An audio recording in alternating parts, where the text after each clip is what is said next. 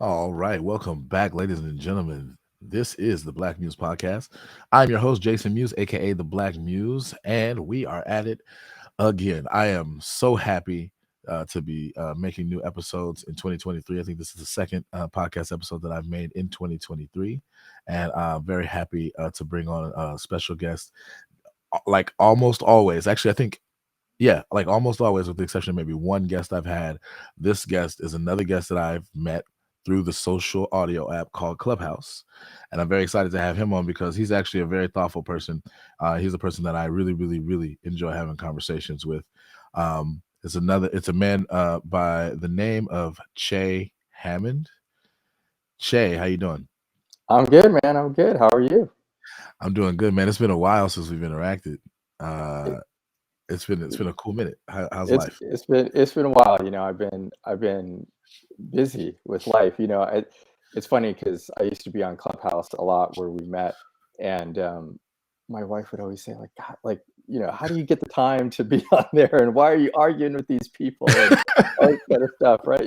These people are strangers, and you're arguing. But I try and tell her, no, yeah, I'm sometimes it gets a little I'm heated, I'm but gonna give you some advice as an unmarried man who's never been married before. Don't you let Clubhouse ruin your marriage. No, well, that's part of the reason Don't you why do I'm it. not. That's part of the reason why I'm not on. Sometimes If you I'd have have to to sneak off choose, into. if I'd you have have to to choose sneak between into a a happy closet. wife or Clubhouse, you choose that wife every Wife time. Don't even. It's not every even a time, comment. every time. Yeah, choose the wife. I understand you have your little ones. Yes. Yeah, yeah. Two boys who are a handful.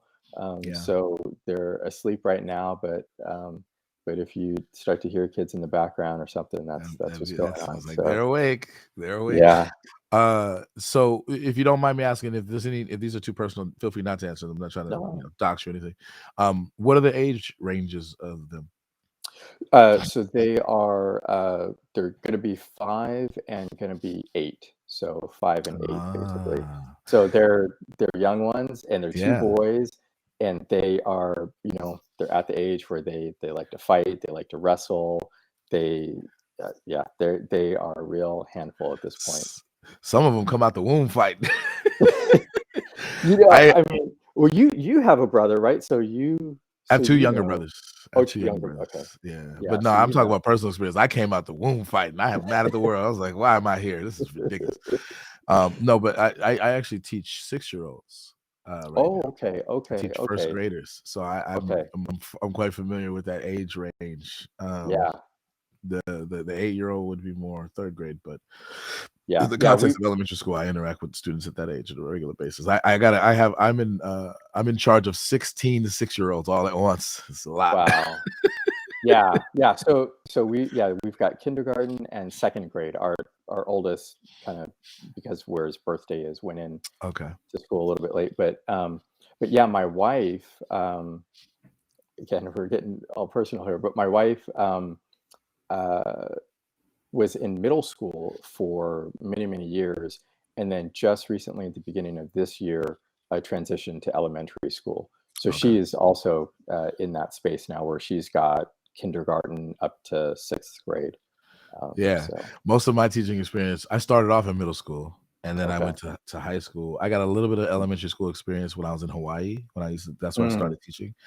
And then I moved here and I was high school. And then I transitioned in from one year to the next, from high school to first grade.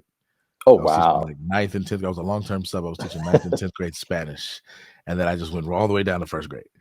And Wow. that transition is a heck of a transition because all Yeah. of a sudden now I got kids all of my teaching experience in certain situations. This is like, what is happening? So I got, kids have an accident in class, and I'm like, Hmm. word, I don't even know, like, what Hmm. they're like, Mister, I need new pants. I was like, Hmm. why? And then they just look at me because they're embarrassed, and I'm like, oh. Yeah. uh and then the rest of the class is doing their like, oh, he wet himself. I'm like, no, everybody stop Yeah. paying attention Right. to that. Right. I was just like, no, I didn't handle this well. I don't want to like embarrass this kid or scar this kid for life. It's like there's so much Right. pressure. Yeah, Um, yeah. I mean, I think if I didn't have kids, I would not be equipped to deal with that situation at all. I think having kids and going through that like I have different perspective on like how to handle, young kids and stuff like that. But for you, like going in, just kind of like, leaping into the I fire, went in blind. Nobody that's warned me crazy. or nothing. I was just like, Yeah. what is that? I think probably the reverse would be true. I aspire to have kids one day with the right person, and when I do, I think that my experience with these youngsters is going to help me on some level, Yes. Yeah. prepare to raise my own kids, Yeah. at least with respect to that age range. And I interact with the kindergartners because they're right next door to us. I interact with them all Mm. the time. They're just a year younger, Yeah. um, but they're so little. These are really tiny people. Yes, they And they're are. so all over the place. They're really, really excitable, and so you can Yeah. fascinate them with things, and I love that Yeah. childlike Yeah. fascination with things. We're heading into Black History Month, and Yeah. most of my kids are kids of color. Actually, Mm. I think all of my kids are students of color. Yeah, I don't have a single non-student of color, and we're talking about figures like George Washington Carver Mhm. and Martin Luther King, and I was explaining the basic concepts of what segregation was, but I'm trying Mm. to make it age appropriate because I don't Yeah. because it gets brutal. Yeah. And I'm not trying to scar any kids, but I want them to fundamentally understand what was going on. And they were Yeah. asking such inquisitive questions, like what happened to Dr. King? Like Mhm. how did he die? And then one kid goes, he was stabbed in the back, and I was like, Oh. technically, not quite though. It's like he Yeah. was assassinated. They're like, "What's that mean?" And I was like, "Oh yeah, they're Mm. first graders." Yeah. I was Yeah. like, "He was shot." And they're like, "What? He was shot?" I was like, "Yeah, he was shot." They're like, "By who? Was it that black guy right there?" I was like, "Nope," because we were watching like this thing, and it was Yeah. just like, wow, they were super into it. And Wow. then they were like, "I want to hear I want to see what he looks like. Like, I want to see what he sounds like." So I found some videos. And then I was like in this awkward situation because the video I had watched before, I knew he was going to use the term Negro. And I wanted to Mm. prep them like, I don't want you repeating this word, but he's going to Yeah. use this word, but what he means by it is this. And they're like, "What Yeah. word?" I'm like, "Oh." Yeah. And I said, Well, I was like, "Don't say it." I was like, "Negro." They're like, "Negro?" I was like, "I just said, don't say the word because you're gonna yeah. get in trouble They're if you keep but they're saying gonna that word." say right, but they're gonna So I'm say like, it "All too. right, if Yeah. you say it and you get in trouble, that's on you, but I'm just telling you what he means." And so I showed Right. them, and they were kind of into it for like 5 seconds, and then they lost interest because I was like, "All right, cool," because it was boring. It was like a boring interview. So I was like, "All Yes. right," and then I just let it go. But just exposing them to that early, I think, is so valuable. But yeah, sorry, It is. No, this it is. conversation went in a direction I didn't expect it to, but No, that's no, what no. I It is, and got. it makes me think about sort of it's interesting, yeah, like some of those topics, like I don't even breach with my own kids. Like I think we tend to really kind of try and shield them from violence or any of the sort of ugliness of life, and certainly like and the young one who's not quite 5, he just wouldn't understand those things. I think the one who's about to be 8 certainly would, um, and I think he understands more than he. I'm sure he understands a lot more than we tell him. Yeah, Um, but yeah, finding an age appropriate way to communicate those things is really tricky. It's just really yeah. tricky. And I was almost gonna just leave it out, but they were asking so many questions. I was just like, I don't know. Yeah. It's hard to explain because they were like, "He was the president." I was like, "That's Oh, that's not right, quite accurate," but I understand why they think that. Like he's an important right, figure. Presidents are important figures, and I think at some right. point, probably when I was their age, I probably thought something like that. But I was like, Mhm. "No, he wasn't the president." He was like, "He fought to end slavery." I was like, "Nah, not No, right, right, not right. quite." It's tough, right? Because they don't know, they don't have a good sense of time and time spans. Yeah, Like my 4-year-old will talk about things as if they were last year when they were yesterday, or things that were yesterday as if they were like last year or something. Um, but it's funny, when you mentioned the use of the term Negro, and maybe this transitions into the topic of the day, right? It is interesting to note how certain language that was sort of common and mainstream at one point, within the lifetime of certainly my parents, not myself, but that was sort of mainstream, and then how that language all of a sudden became not mainstream and not commonly used, and even sometimes sort of pejoratively looked offensive. upon, Yeah, right? Offensive, yeah. yeah, yeah. So that's a great. I'm gonna take that segue. I'll take that off ramp. But no, it's really good to interact with you again. And I'm excited to transition awkwardly into the Yeah. topic proper. So what we're here to discuss is what I'm labeling free speech versus hate speech. And there seems to be a very interesting, fascinating, and complicated discourse going on that has been going on actually for quite some time, but is, I guess, resurfaced recently, and kind of manifested itself in a little bit of different, new, and interesting ways. On the one hand, as I see it, you have a very, very long-standing tradition in the United States context specifically of valuing the maximization of enabling people to say what's on their mind, even if that speech is vile, say or express, because speech is actually generalizable beyond what you say with your mouth. It could be what you express in your art. It could be Yeah. the content that you post on a social media website. Um, and these new forms or mediums for expression of the contents of your heart and mind have created new vectors for, if I can put it this way, the transmission of reprehensible ideas. Hmm. And those on the other side are, I think, deeply and seriously concerned with the ways with which new technologies like social media enable the propagation of reprehensible ideas and the popularization of them to the point where they implicate negatively all kinds of people, particularly those who are historically marginalized. And so they're deeply concerned with that vector for the transmission of those kinds of things, which grow into, in their most extreme cases, as established historically, things like what happened in Nazi Germany. Like a big Yeah. contributing factor was the speech, the vile Yeah. speech that Yeah. transmitted the reprehensible white supremacist ideas, the anti-Semitic ideas, Yeah. and they reached a point of saturation in the society, in conjunction with an entire political machine and artifice that was weaponized against entire groups of people and and the people who tried to shield them. I don't think people appreciate the non-Jewish people who tried to protect Jewish people who were Yeah. caught, and then Hmm. their demise was basically the same as a lot of the millions of Jewish people Yeah. Right. under Nazi Germany, right? And that's one particular example.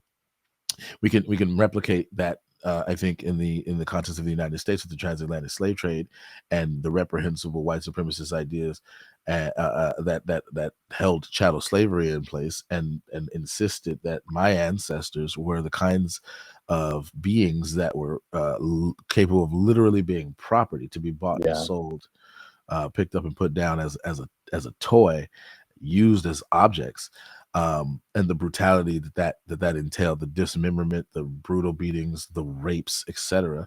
Yeah. Um, like all of that is a dark part of that history, and a lot of the reprehensible ideas that kept that in place and made that make sense to a significant segment of the population, even those who just kind of passively accepted it. It's just kind of like Hmm. normal. It's just kind of like this is Right. how it is. There Hmm. wasn't really much opportunity to question, or perhaps there was. I wouldn't say there was an opportunity. Perhaps there was a lot of opportunity, but a lot of people, in fact, didn't question it in the way that we typically don't question norms. We typically That's just right. go along with norms, even That's right. reprehensible norms we go along with. That's right. And so I think that there's a very interesting debate here because then if we recognize that there's a lot of horrible things that can be done with speech on the one hand, which I think is uncontrovertible, but on the other, we have very well founded deep suspicions about in enabling the government that is corruptible to police that, right? Then what do we do? Like how do we ensure or minimize the likelihood that the reprehensible ideas get propagated, but at the same time not enable the government machine to curtail people's speech so much that they're actually now blocking speech under the auspices of protecting people, but really there's political motivations that are corrupted that why they're doing that, because the part of the initialization of America, despite all the horrible things with colonization and things like that, was a distrust and a disaffectedness of a prior regime Hmm. under a monarchy that had all kinds of oppressive strictures on what people could do. And so born out of that was a kind of appreciation for the minimalization of the government's power to intrude on the freedoms of individuals, right? And Mhm. that's where you get this American freedom and Mhm. liberty and rugged individualism, right? Right. Like that's where that comes from. And if you understand how that history, for better or worse, and it's not a fairy tale, right? But if Yeah. you understand that, then you can understand where our free speech tradition comes from, and there's Right. substantive points there. So I don't want to rant too much, but that I think is the landscape of the debate.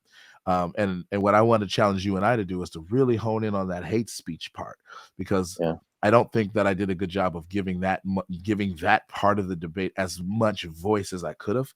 because I think probably I align or tilt towards the free speech side of things, though I am willing and able to recognize the valid points on the hate speech side of things. So I'm gonna Yeah. shut up there and let you chime in. No, I mean, gosh, there's so much rich stuff in there. I mean, I think so. Let me preface this by saying as well that, and I'm sure we'll get into this more later, but uh, just in addition to having sort of general thoughts about this, one of my failed entrepreneurial ventures was creating a social media platform, and so I had to think about these types of things when I thought about um, how that platform was going to be moderated, and in fact, when I went to go establish a bank account for that company, the bank made me articulate and enumerate and list out in a document all of my thoughts about moderation, how content would be policed on the site, and things like that. So I've had to think about these types of things. I think one of the things that you brought up as well, I think is interesting, and I want to sort of, I don't know, I want to sort of pick something out in what you said, because I think it's sort of interesting in the way that you framed it. So I acknowledge that there's like this dynamic tension, right, between the sort of like individual desire to express versus our desire to protect people, protect individuals, and protect classes of people, right? Mhm. And it may be the case, right, that tension never goes away. I think sometimes these debates are kind of not debates, we're not having a debate, but these discussions, right, Mhm. or even this sort of broader debate about free speech is sometimes framed in the terms of um, sort of reaching a point where that tension no longer exists, and maybe part of um, part of our understanding is that the tension will always exist, that we will always be in this dynamic tension where um, we're gonna the pendulum's gonna swing a little bit one way where we sort of let speech out, and then we're going to start to see that speech is having really bad effects, and we're going to then try and pull it back and go back the other way, and then maybe we're going to get to the point where where we've constrained speech too much and there's going to be a backlash. And I think to a certain extent some of that is normal, although I guess I would go a little bit further and say that what we're seeing today to me feels I guess more amplified, because I think because of social media and because of the mechanisms that people have to express.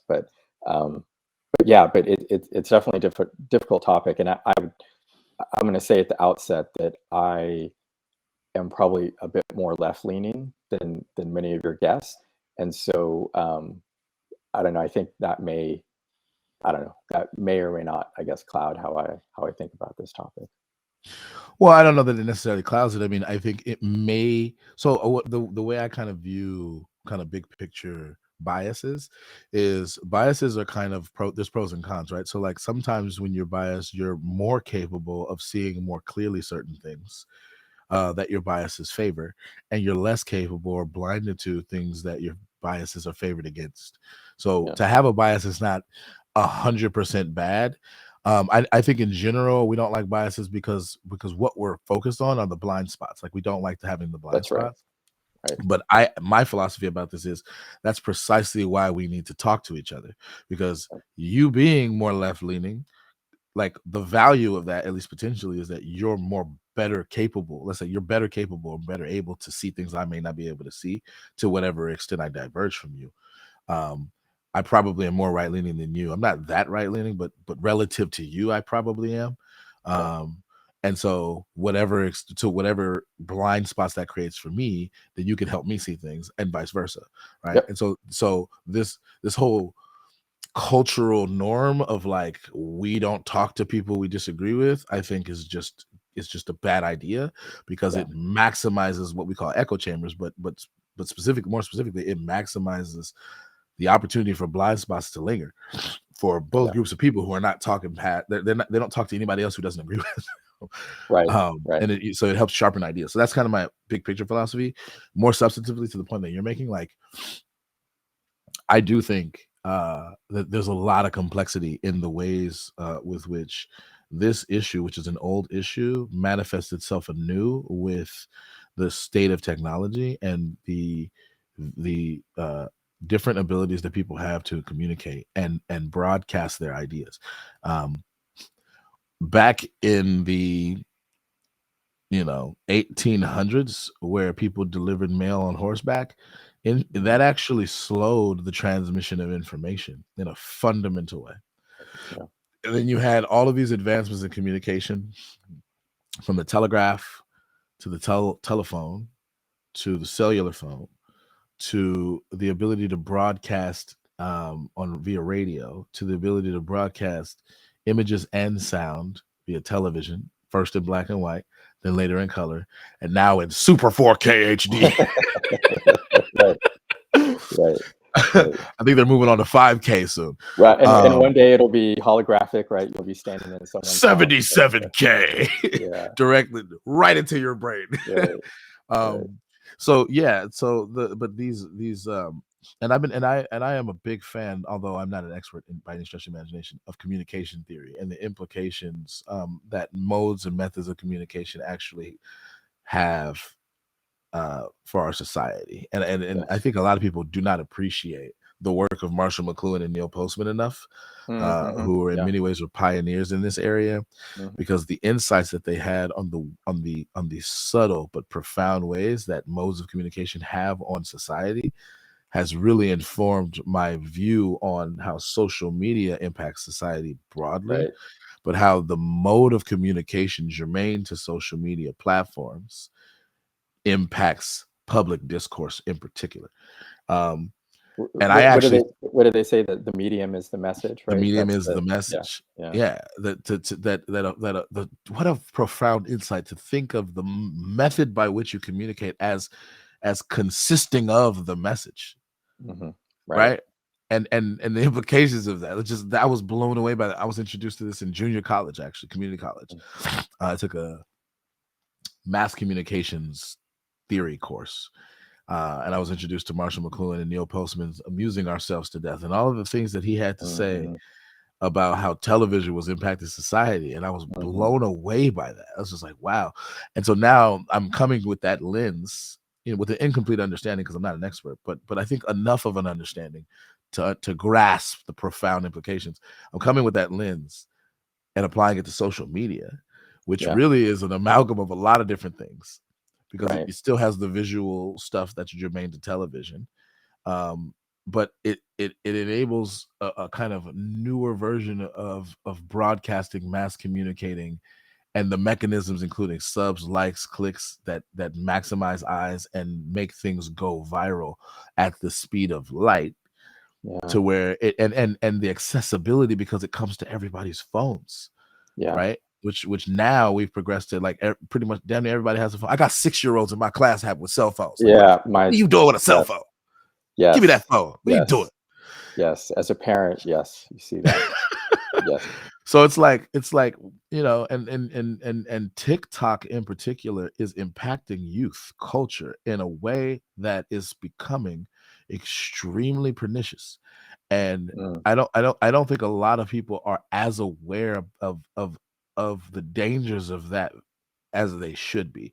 And it, Mm. and a lot of people who criticize it, they latch onto the fact that China is in some sense in the driver's seat with respect to that particular medium.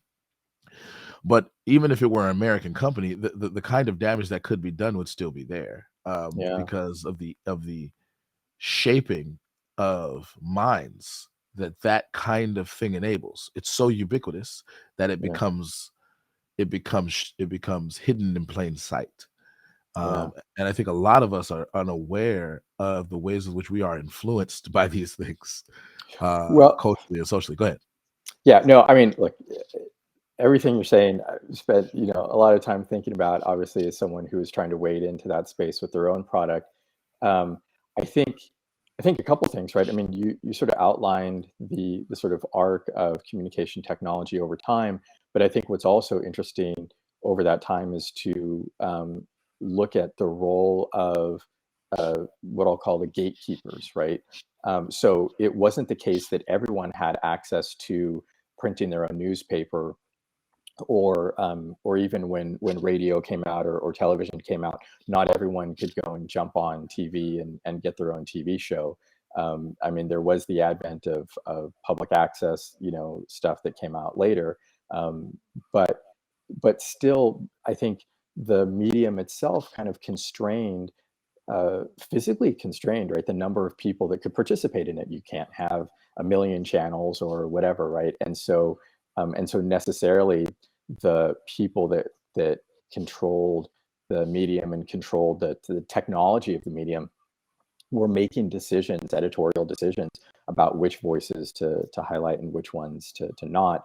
Yeah. And then there were also certain regulations, right, around, Saturday mornings you have to show educational stuff. The government says that, or TV the used to fairness. go off at a certain Yes, point. My that's my right. It my used to my turn off. dad tells That's me right. that they used to play the American the national anthem, The national and they anthem. used to turn I'm off. I'm old enough to remember that. Yeah, exactly.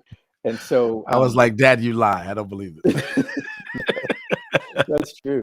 I think, God, who is it? This is total non sequitur, but was it Cedric the Entertainer in the Kings of Comedy, or I think it's him. Like, he has a good thing about that, where it's like TV used to turn off, it used to stop. Maybe it was him or Bernie Mac, but anyway. Yeah. Uh, so um, so I think that's interesting, right? The expansion of the number of voices, that are allowed by the medium, right? And then I think it's interesting. I'm not on TikTok. I don't use it, even though I'm sort of aware of what's going on. But I certainly don't have the connection to its impact on the youth culture, because my kids are too young to use it, and I'm not on it, and so I miss a lot of the stuff there. But I think more in terms of the Twitterification of our discourse, and how, um, the form of forcing people to be very pithy, very grabby in their expression, and lacking of nuance. How that, uh, that medium basically set up an incentive structure that conferred status on certain people, right? And I think if you get into, social media and stuff like that, you start to see that, like, humans are status seeking machines, right? So we are looking for, um, you know other people to sort of look at us in a favorable light, and then we emulate those that are looked at in a favorable light. And so social media, right, with the likes and with the number of, followers that you have and all that kind of stuff, it tells us very clearly who are the people with high status. And then we tend to emulate those people. And so if you look at, someone like a Donald Trump on Twitter, who can put out messages to, 80 million people or whatever, that lack nuance, that uh, you know are counterfactual, or, if you're being extremely generous, right, are sort of loose with the facts. But to the extent that he commanded attention on that platform, I think that put out a blueprint for others to do the same. And when they started to see success, not just on that platform, but in other areas, whether that was drawing people into podcasts or drawing people onto their own websites, I think that kind of set up this, you know, uh, sort of spiral where the discourse just got more and more coarse, right? And I think it's interesting to think about, um, when you're making decisions about how to moderate speech. I think it's interesting to think about, um, like what voices are you allowing to get really big, and then what are the implications of a bunch of people emulating that particular voice and that particular style. Yeah, I mean, but because of the massive scale, it's also extremely complicated too. So you do have a maximization of voices, but part of what becomes to get invented are the parameters for which voices get elevated, right? Because the social media landscape doesn't amplify all voices equally. That's right. It's mitigated through a bunch of factors. Which of the voices have the most followers? Which of the voices tweets get the most likes and Yeah. reposts? Which then cycles through. Like if the likelihood that your voice gets elevated depends in any way, shape, or form algorithmically on likes, subs, things like that, right? And subscribers that you have, then or that's what I mean by subs, then like certain voices are more likely to be elevated consistently than other voices, right? If I only have Yeah. 5 followers on Twitter, which I think I have something like 30 followers on Twitter because I joined Twitter like last year. Okay. Okay. Because I refused to join Twitter at first. And you know what's funny? The reason why I joined Twitter, I was advised to join Twitter because I was starting a podcast, and Hmm. it was instrumental in drawing eyes to the podcast Hmm. Hmm. to get on social media and do the thing. And I didn't like what I believed it would do to me, and I'm still so deeply suspicious of Twitter for this reason, is I already have inclinations towards engaging in the toxic ways on social media, particularly when it comes to political topics that Yeah. are that I actually genuinely detest and argue against. Yeah. And there's a deep moral issue I have with that because I know my inclinations are I'm inclined towards doing a thing that I would criticize in other people Yeah. and it would criticize in myself. And the first few weeks on Twitter, I was doing it. I was like finding these people who are famous and I was giving them a piece of my mind. Like, here, AOC, I disagree with you. Or or whoever it was, right? Enter Yeah. politician here. Yeah. And it's like, yeah, you got owned because of my little pithy tweet that makes you look dumb. And this is like this the sense of like self gratification that I got from I got you, Yeah. and I kind of had to take a step back. I was like, this is not healthy, and this is the No, kind of thing that like I think a lot of people are naturally inclined towards because all of a sudden you have access, kind of quasi access to like really famous people. that's that's see, that's key, right? And I think um, that is the the magic of Twitter, and that is also the danger of Twitter, right? Is that I remember when I got on, a friend was sort of recommending it to me. This was a number of years ago, but I think it was sort of like it would have been like 2015 or something like that is when I really started to get on it. Um, so I'm a nerd. I know that you're a nerd in some areas, right? Or a geek, I guess we should say, in some areas, right? With comic books and stuff. For me, I prefer blurred. Blurred. There you go. There you go.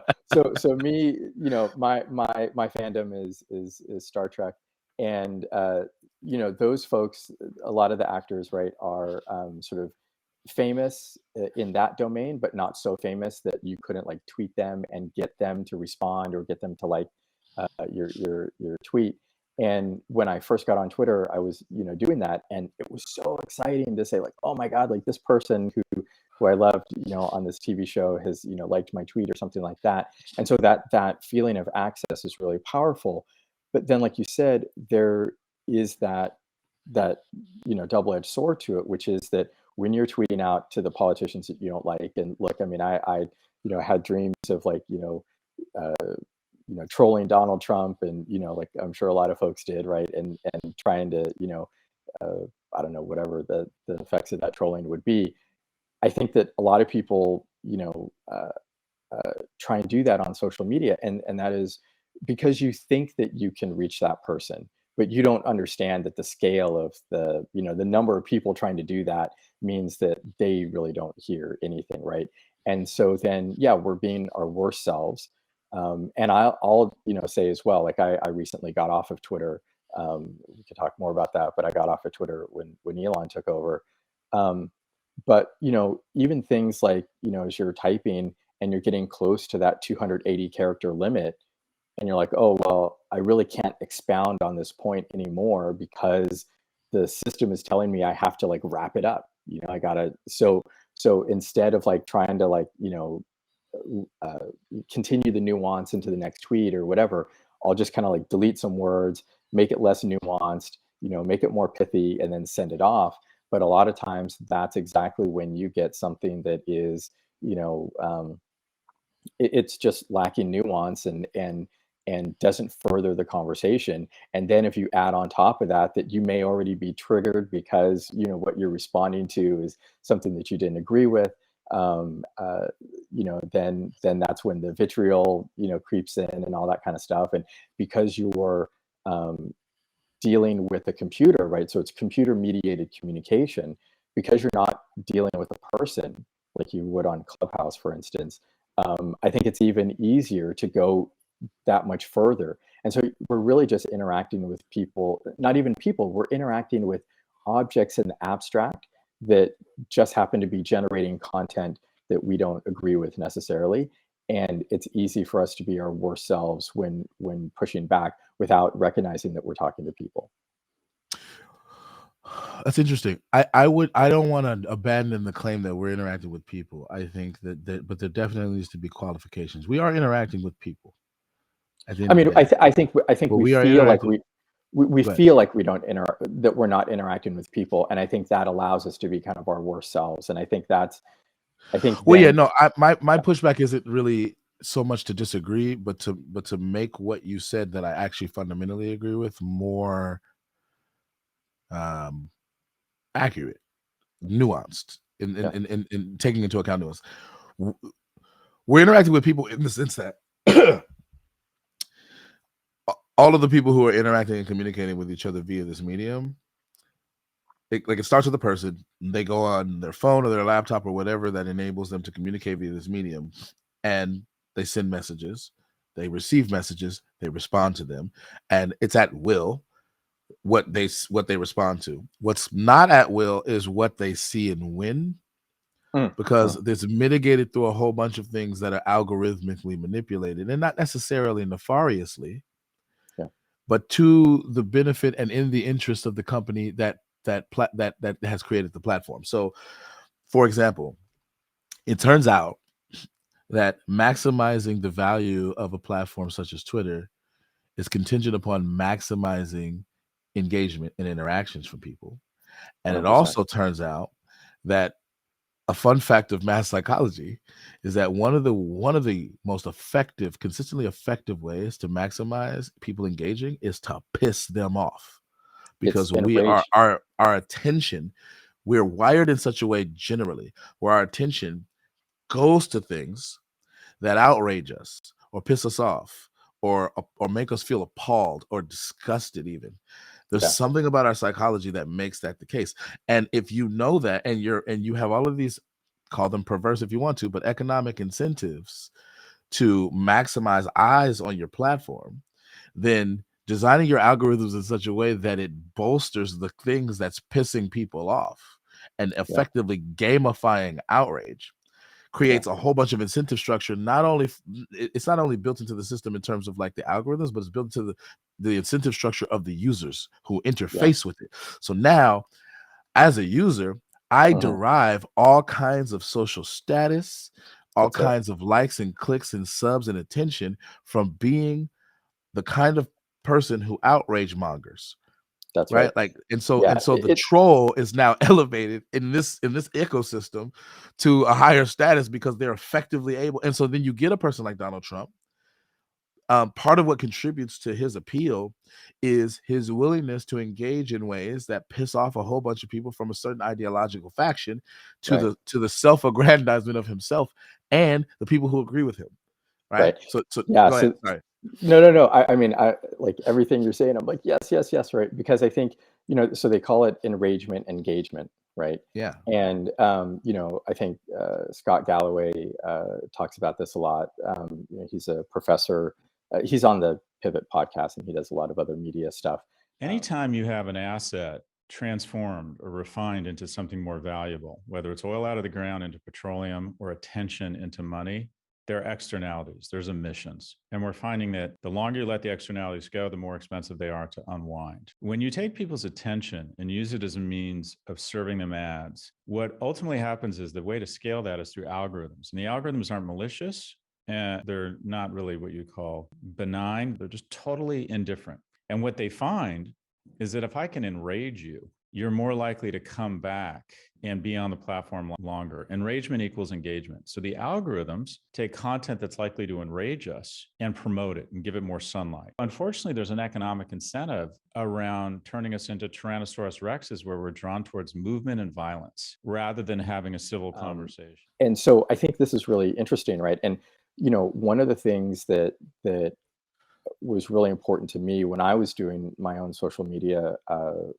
platform was specifically to change the economic model, right? And I think that for me was the key element, because if your model involves, getting people to continue to scroll, right, so that you can put more ads in front of them, and the more ads you put in front of them, the more revenue you generate, then yes, then your algorithms will naturally pick up, enraging content and amplify that, right? And I should also say, it's, as a matter of background, I worked on personalization algorithms at Netflix, and so so I have some insight into how these algorithms work, and that their effect can be different than what their intent was. But in any case, one of the insights I had from my platform was change to a subscription model, right? So that people are charging,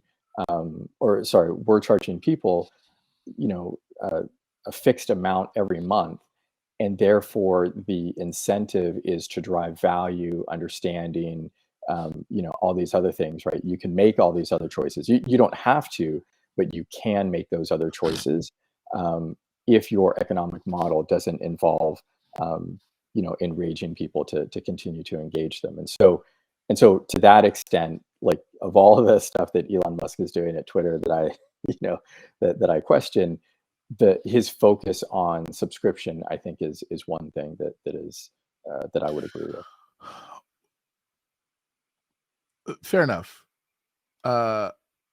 But he does engage in the same kind of, He does the same thing because like, that, yeah. I mean, his whole Twitter files thing is actually aimed in a way to maximize engagement from outrage. That's what that's it it. is. Now, it doesn't mean that there's no legitimacy to it. I think that there are certain things that we should legitimately be outraged by. I mean, to whatever extent the government is leveraging private companies to silence the speech of political rivals, and that involves corruption, we should be appalled by that. It doesn't matter what side of the aisle you are. If that's weaponized against you, I think it's easy to understand why that's a problem. So even if it's weaponized against your enemies, I think on some level you can recognize, like, yeah, it's probably a road we don't want to go down. So I'm trying to be Although, neutral politically with it, but I think that there's a fair criticism there. But the way that he's doing it is it seems like it's less about revealing the bad thing, and it's more about maximizing engagement on his platform that he now owns, because there's all kinds of economic incentives for him to do that.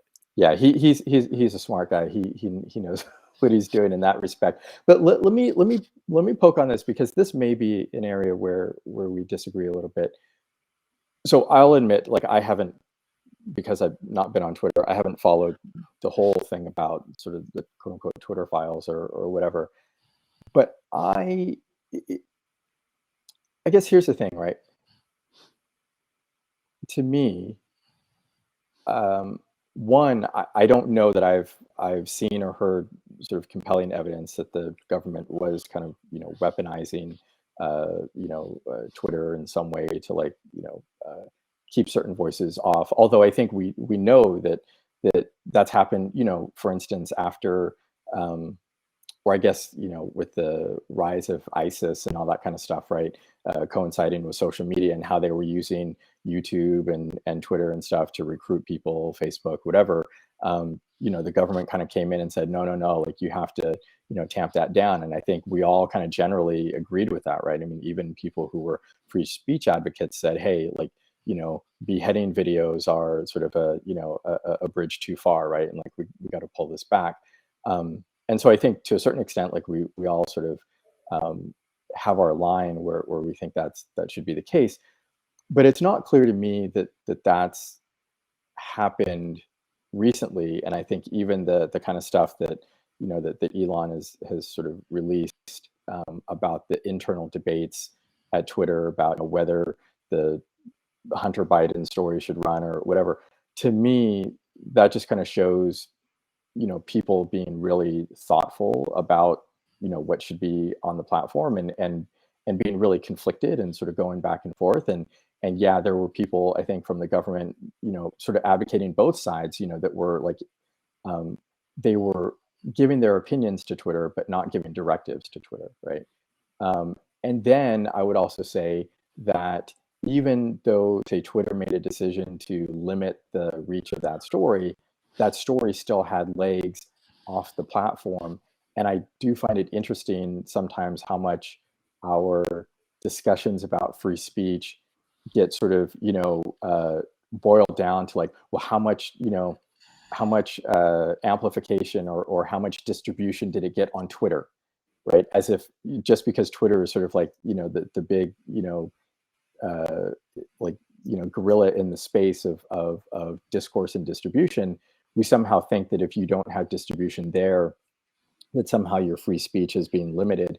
But of course, people had free speech long before Twitter, right? So anyway, there's a lot there to dig into, but I do find that kind of interesting.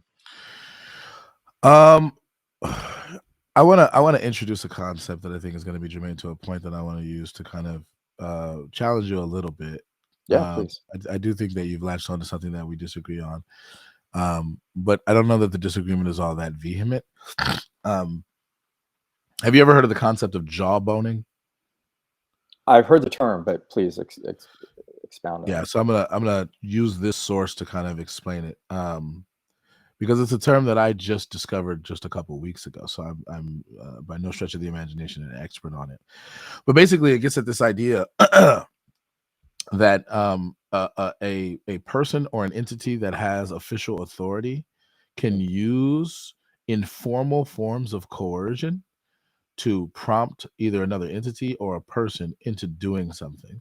Mm, And this is the kind of scandal is maximized when this kind of thing is done, where the person in a position of power should not be coercing anybody to do X, Y, Z, but they're informally doing it, like not officially, but it's like usually kind of implied nudge, nudge, wink, wink, like, hey, are you gonna do X, Y, and Z?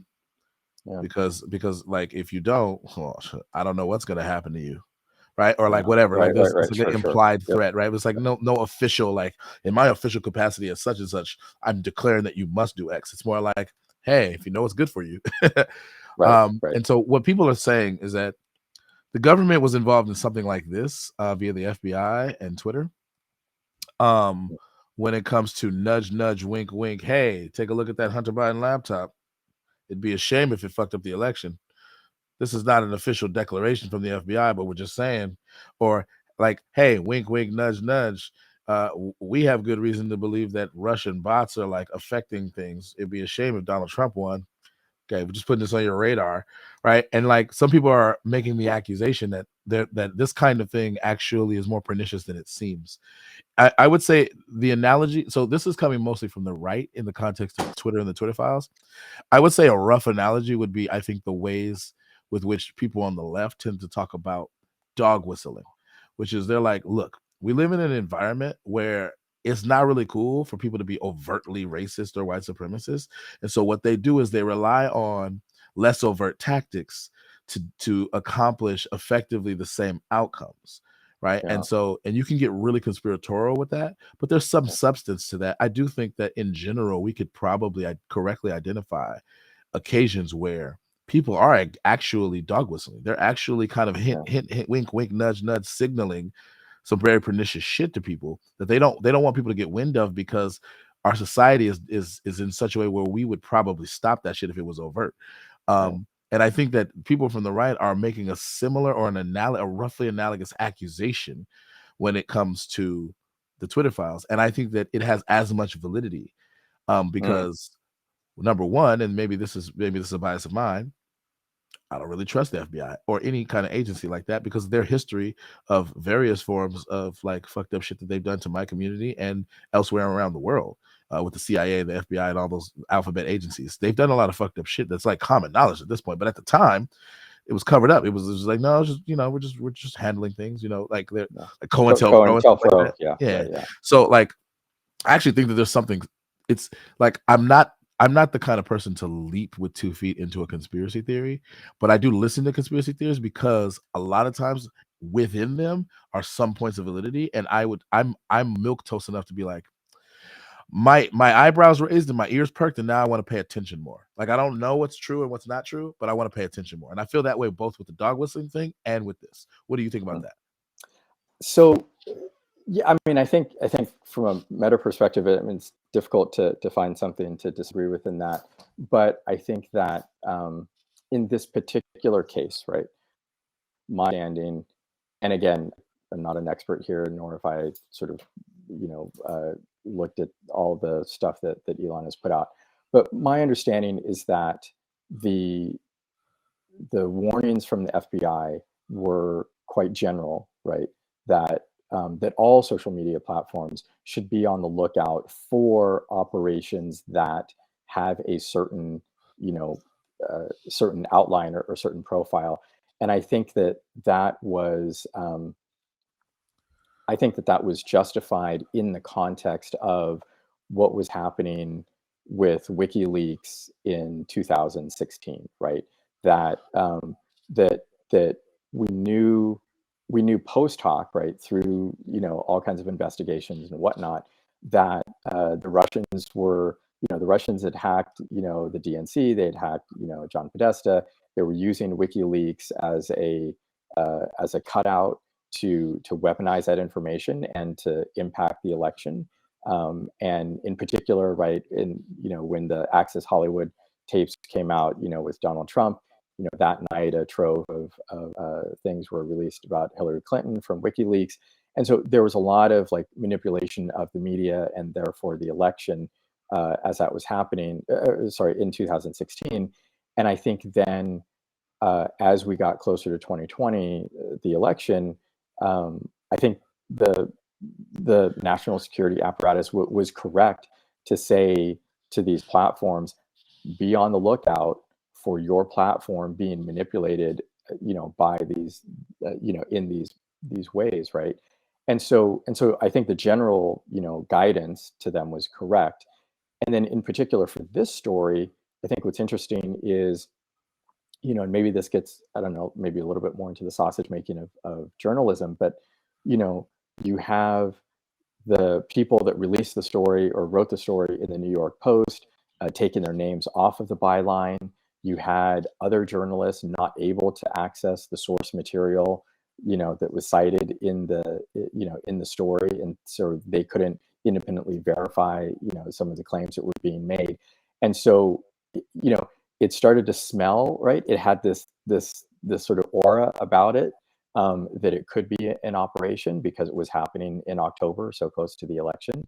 And so I think that while it's difficult, it's always a difficult decision, right? To as a platform to determine, like how much amplification something should get. I think that given that background and given that context, I think the decision that they made initially to limit its distribution made sense, right? Until it could be sort of verified, by other journalists independently.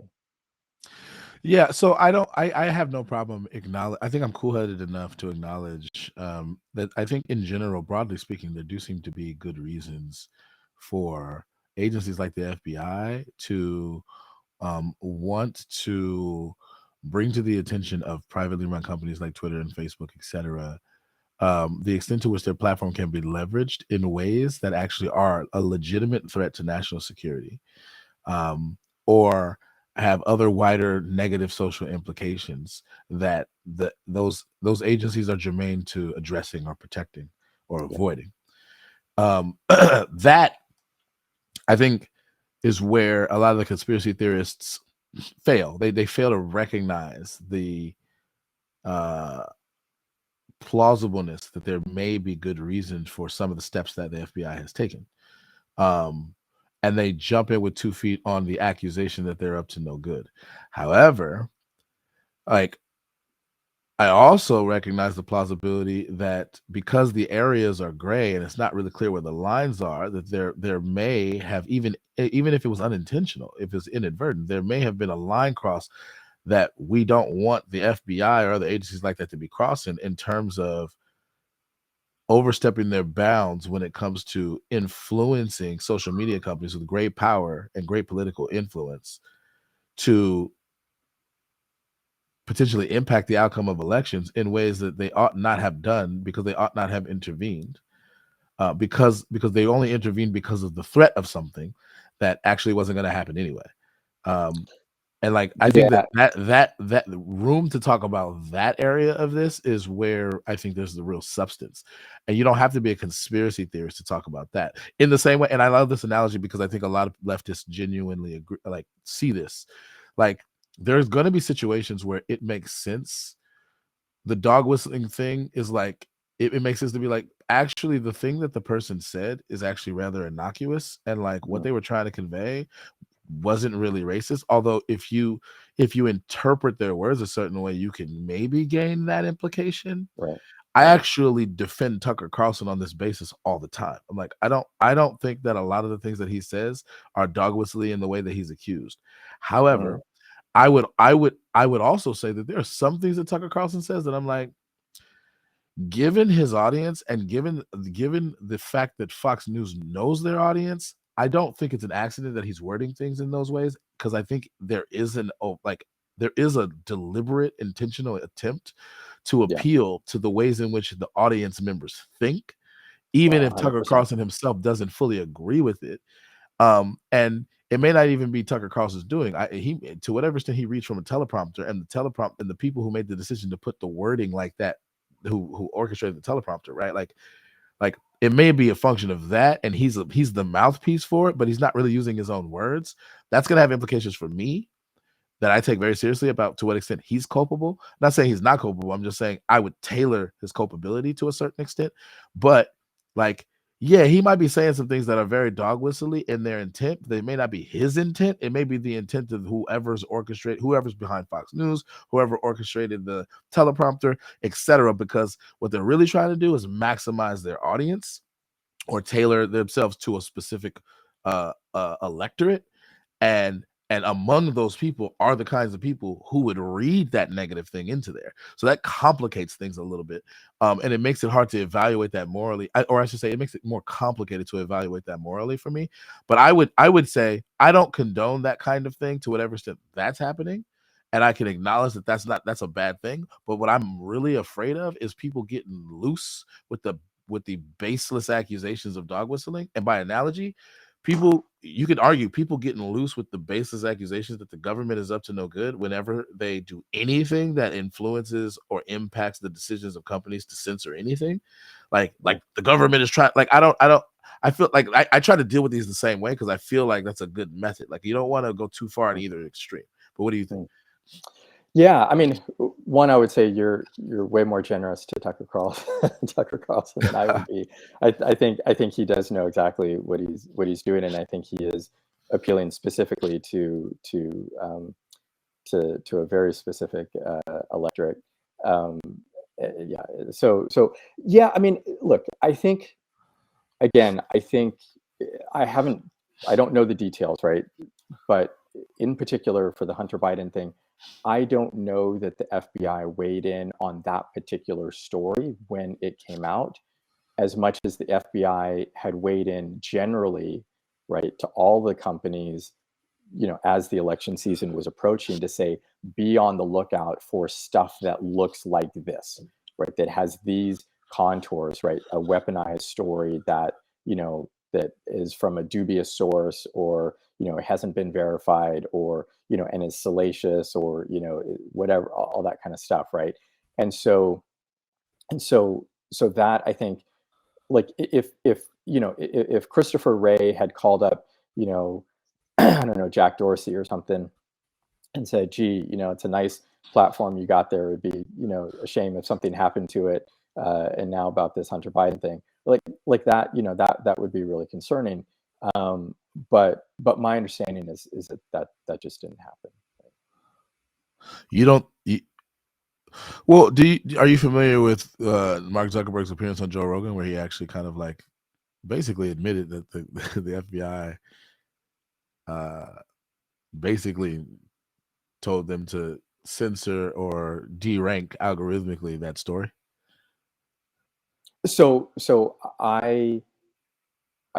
if you've got the quote, it would be good to pull up. My recollection of that quote was that he had said that the FBI had talked to Facebook in general about things like that, but not that particular story, and that the conversation that the FBI had with them happened before that story came out. But again, I could be wrong on that. I think not only did he admit that the FBI like informed them that they needed to like derank this or whatever, but like he admitted that they were wrong to do so. Yeah, but I'm looking for the video right now though.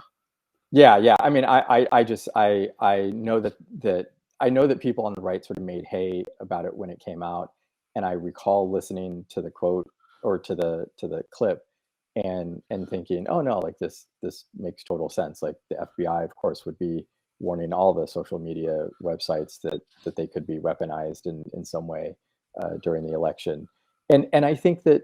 And I think, and this gets, I think, back to the broader point. And it's interesting. We've spent a lot of time on social media. I didn't know that conversation was going to go this way, but I think that it's also interesting. At the time, was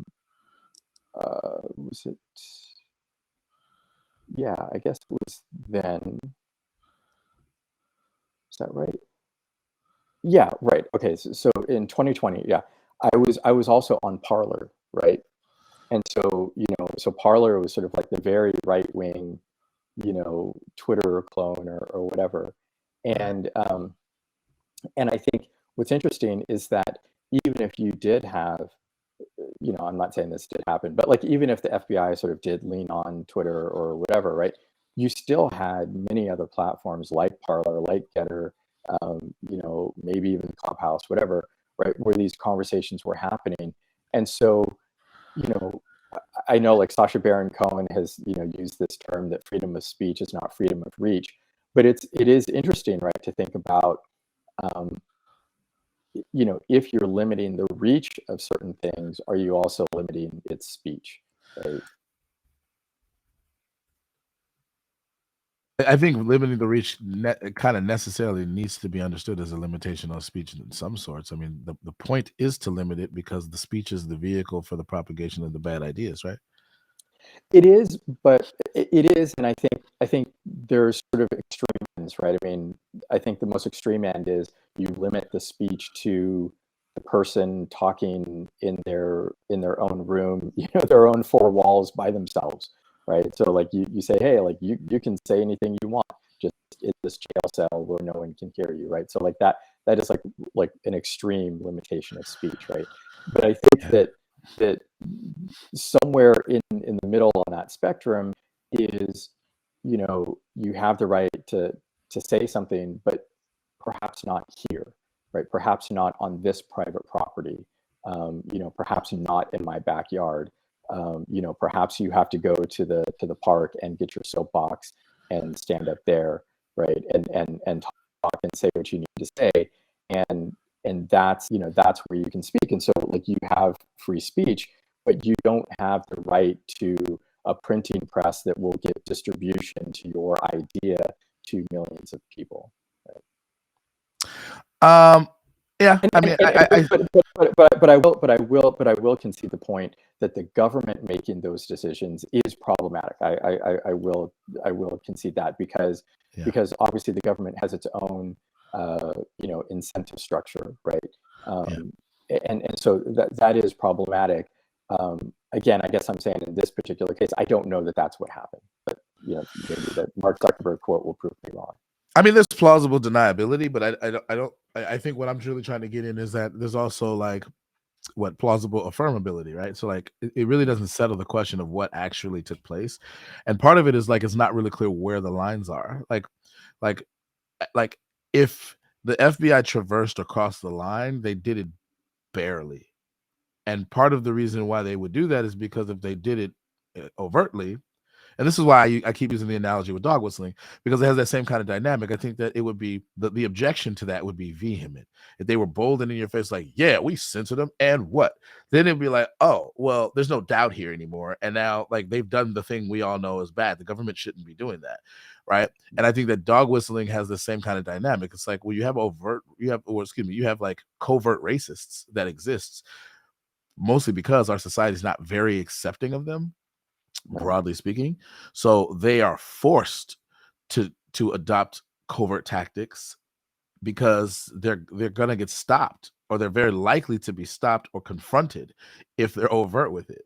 And so I think that dynamic makes it really difficult to settle the question and in both instances. But I know we're talking about the FBI, and so my stance is I actually think that this is a very serious thing, and I remain neutral on whether or not the FBI is actually guilty because I just don't know. But I actually am suspicious because there's a whole bunch of incentives that make it really plausible that the FBI did act in this way, in a very partisan way, and you have, what people submit as evidence is like the difference in treatment of the way that the FBI went after Trump over the top secret documents or whatever versus the way they're treating Biden right now. Like, some people say, well, that seems like a marked difference that belies a certain kind of partisanship in the agency. And there's all kinds of reasons why this is an argument. There's all kinds of reasons why a lot of people argue that the agency in general does not like Donald Trump, particularly because Donald Trump did a lot of shit that pissed off the agency while he was president. That's just an argument. It could be wrong, right? Yeah. But it's a view. Go ahead. Yeah, and let me poke on that a little bit, right? So one, I would say, I guess, okay, let me say two things about this, right? So one is that, Christopher Wray, the head of the FBI, is a Republican, and I think, I always kind of chuckle when some people on the right kind of, pose it like a bunch of liberals, inhabit law enforcement. I mean, like that notion, No, right? That idea of it, or even a lot of Republicans don't like Trump either. So it's not a Republican versus Democrat thing per se. That's true, but I guess it is still a little bit weird that sort of like all the never Trumpers kind of coalesced in the FBI. But here's what I would say on a deeper level, which is that I think what is pernicious about that sort of line of reasoning is the notion that people cannot act professionally, that they have to act in a partisan way, right? And that someone's party or partisan alignment or even ideological alignment takes precedence over their professional responsibilities. And I would think and hope that regardless of the party of the FBI agent or the agents generally in the FBI, that they would be able to follow the law, without what do they call it, without fear or favor, right? That would be their sort of standard. Now, to the point about the sort of the documents and the classified stuff, I would say that like the details matter, right? Where NARA contacted Trump and his folks and said, hey, we think you have these documents. He said, I don't think I have them, blah blah blah. They went back and forth. He returned 15 boxes. They said, we still think that you have more documents. He said, no, we don't have them. He was subpoenaed for the documents. He resisted the subpoena, right? Finally, the FBI, after months and months of negotiation, had to go out there and then seized a bunch more documents. So that is one thing, right? And then even after the FBI seized documents, the Trump folks did another search and found even more documents, right? And so I think that is like, that detail matters. And then in the case of Biden, they keep on tripping over documents, yes, but there was no subpoena, right? There was no sort of back and forth. No one, they found the documents and then alerted NARA as opposed to the other way around. And so I think that I'm not trying to minimize the sort of damage that can come from classified documents not being in secure locations. I think that's absolutely serious. I think that that should be be fully investigated for the implications there. But I think that because of the back and forth nature, because of the subpoena, because of the resistance that Trump showed, I think that kind of, whether he was trying to hide something or whether he legitimately believed that those documents belonged to him, I think that kind of behavior, most mainstream people would look at that and say, oh gosh, it really feels like you're trying to cover something up, right? That you're trying to hide something, that you have this many documents and that they tried to get them back from you and that you resisted, and then you sort of lied about having done a search and blah blah blah, versus the guy that says, oh my gosh, like, oh, I found these documents, here you go, right? I'm going to call you, I'm going to tell you that I found these documents. Well, I do acknowledge that nuance, but I do find it interesting that I feel like you left some nuances out, and maybe I don't know that you did it nefariously or anything like that. Yeah. But maybe you just don't know, and if that's the case, then my criticism would then go to the reporting on this, because I don't think that the different outlets report this objectively. I think that they report this in very biased ways. So one of the things that I think is interesting to note is that apparently, reportedly, the Biden campaign was made aware that they had these documents of before the election, and it didn't become public until now. And so when it comes to that idea of like, it feels like they're trying to cover it up, a lot of people right of center feel that way about that particular detail. They feel like, well, why did you wait until after the election to reveal this? And also, why did you wait until after Trump got raided and Trump got lambasted in the news for his having secret documents, and then make all these public statements about how Trump it should be ashamed of himself or whatever Biden said. I don't know exactly what Biden said, so take my if I misquoted him, I apologize. I'm not trying to, but he said something to the effect. He basically criticized publicly, I think via tweets. Yeah, whatever.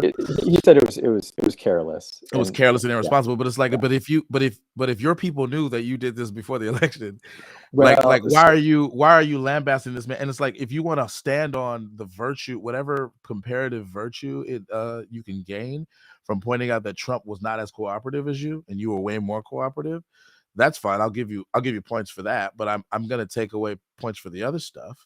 And then also it's like it doesn't seem like there's the same energy behind the investigation with Biden. And if you're saying that the justification for that is because Biden's cooperative, it's like, okay, maybe, but like, I don't feel like Biden's gonna get his home raided anytime soon. I don't think that's gonna be a part of the investigation.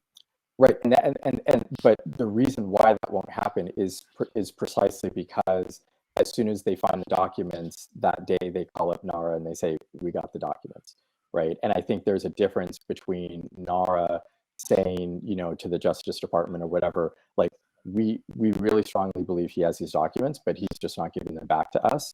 And, you need to subpoena them. And then we subpoena them. And then, was it Jay Brad or whatever goes down to Mar-a-Lago and then says, hey, do you have the documents here? And can I go look at them? And no, you can't look in that storage closet, blah, blah, blah. Right? Like, all those things matter. Now, to your point, my understanding, again, not having done a super deep dive on this, is that it was November 2nd when the first batch of documents were found. That was right before the election. That was long after sort of, the August raid at Mar-a-Lago. And so is the release, like, again, my understanding is that day, November 2nd, they called NARA and they said, we have these documents, and gave them back. So that's good. They didn't sit on the documents and wait to notify NARA until now, right? So it was about the timing of the media story. Now, is the timing of when the media story came out, I'm not even going to use the word suspect, but was it intentional? Absolutely, right? I absolutely believe that there was a conversation one had, and maybe even a correct conversation, right? That someone had that said, look, it's so close to the election, right?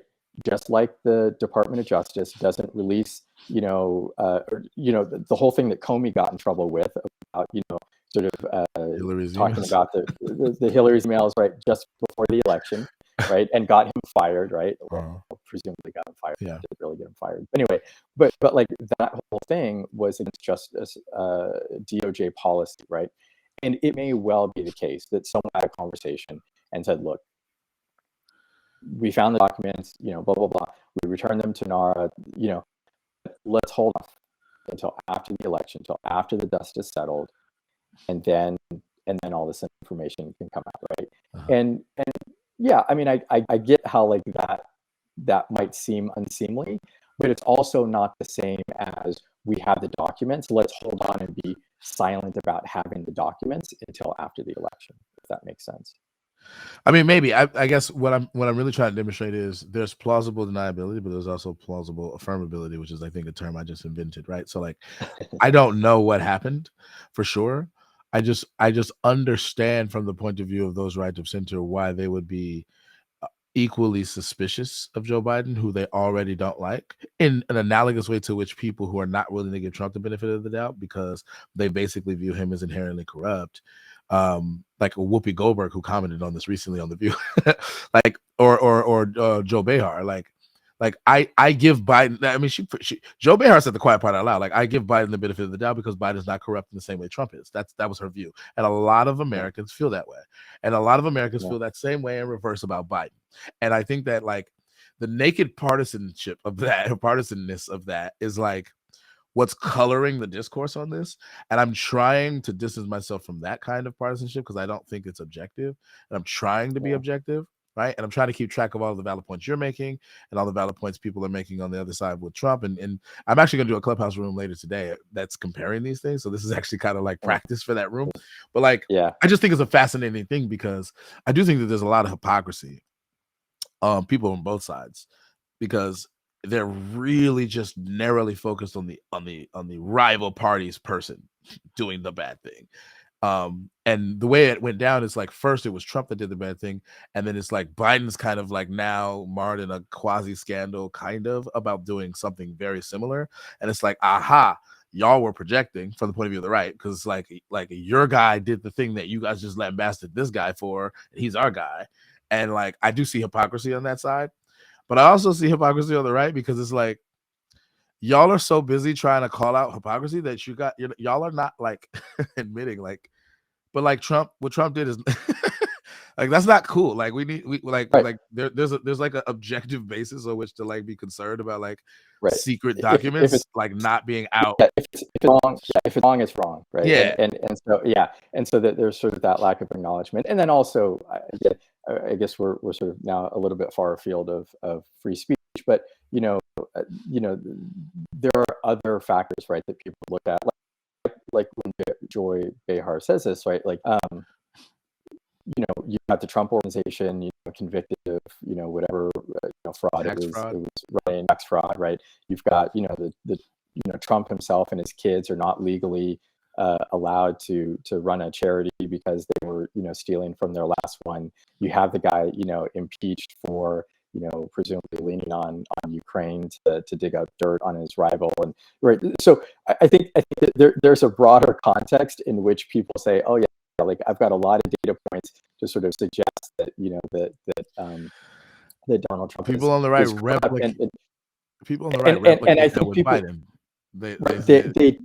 They do, but I think it's also sort of interesting that like it's sort of unfortunate, right, that we're in our political discourse, that we're in a place where we can, unlike 2008, when McCain defended Obama, right, when that lady said, oh, I think he's a secret Muslim and blah, blah, blah, and McCain, said to the lady at his own town hall, like, no, like, like he's a good man, he's an upstanding, decent person, blah, blah, blah. We disagree vehemently about a lot of things, but he's a good person, right? And whatever. And I would say that continued on to the Romney, era or election. But now, right, we're in this both of those figures lost. Both of those figures lost. That is correct. So maybe the lesson was, don't be too generous to your opponent. But I would say that it is a sad place in our political discourse that we can no longer just talk about disagreeing with folks on the other side, that folks on the other side have to be corrupt, that they have to be, nefarious in some particular way in order for us to justify our opposition to them. I don't think that that's good or healthy. And at the same time, it can also be the case that Donald Trump is uniquely corrupt in that way. Like, for instance, I would say that I disagree with Ron DeSantis, but I would not lob any of the sort of, corrupt or blah, blah, blah kind of, things at him that I would against a Donald Trump. How do you guys handle things when they're a big news item that's controversial? Like, there was a lot of attention on Twitter during the election because of the Hunter Biden laptop story. The New York Post. We had that too. Yeah, so you guys censored that as well? So we took a different path than Twitter. Basically the background here is the FBI, I think, basically came to us, some folks on our team, and was like, hey, just so you know, like, you should be on high alert. We thought that there was a lot of Russian propaganda in the 2016 election. We have it on notice that basically there's about to be some kind of dump of that's similar to that. So just be vigilant. So our protocol is different from Twitter's. What Twitter did is they said you can't share this at all. We didn't do that. What we do is we have, if something is reported to us as potentially misinformation, important misinformation, we also have this third-party fact-checking program because we don't want to be deciding what's true and false.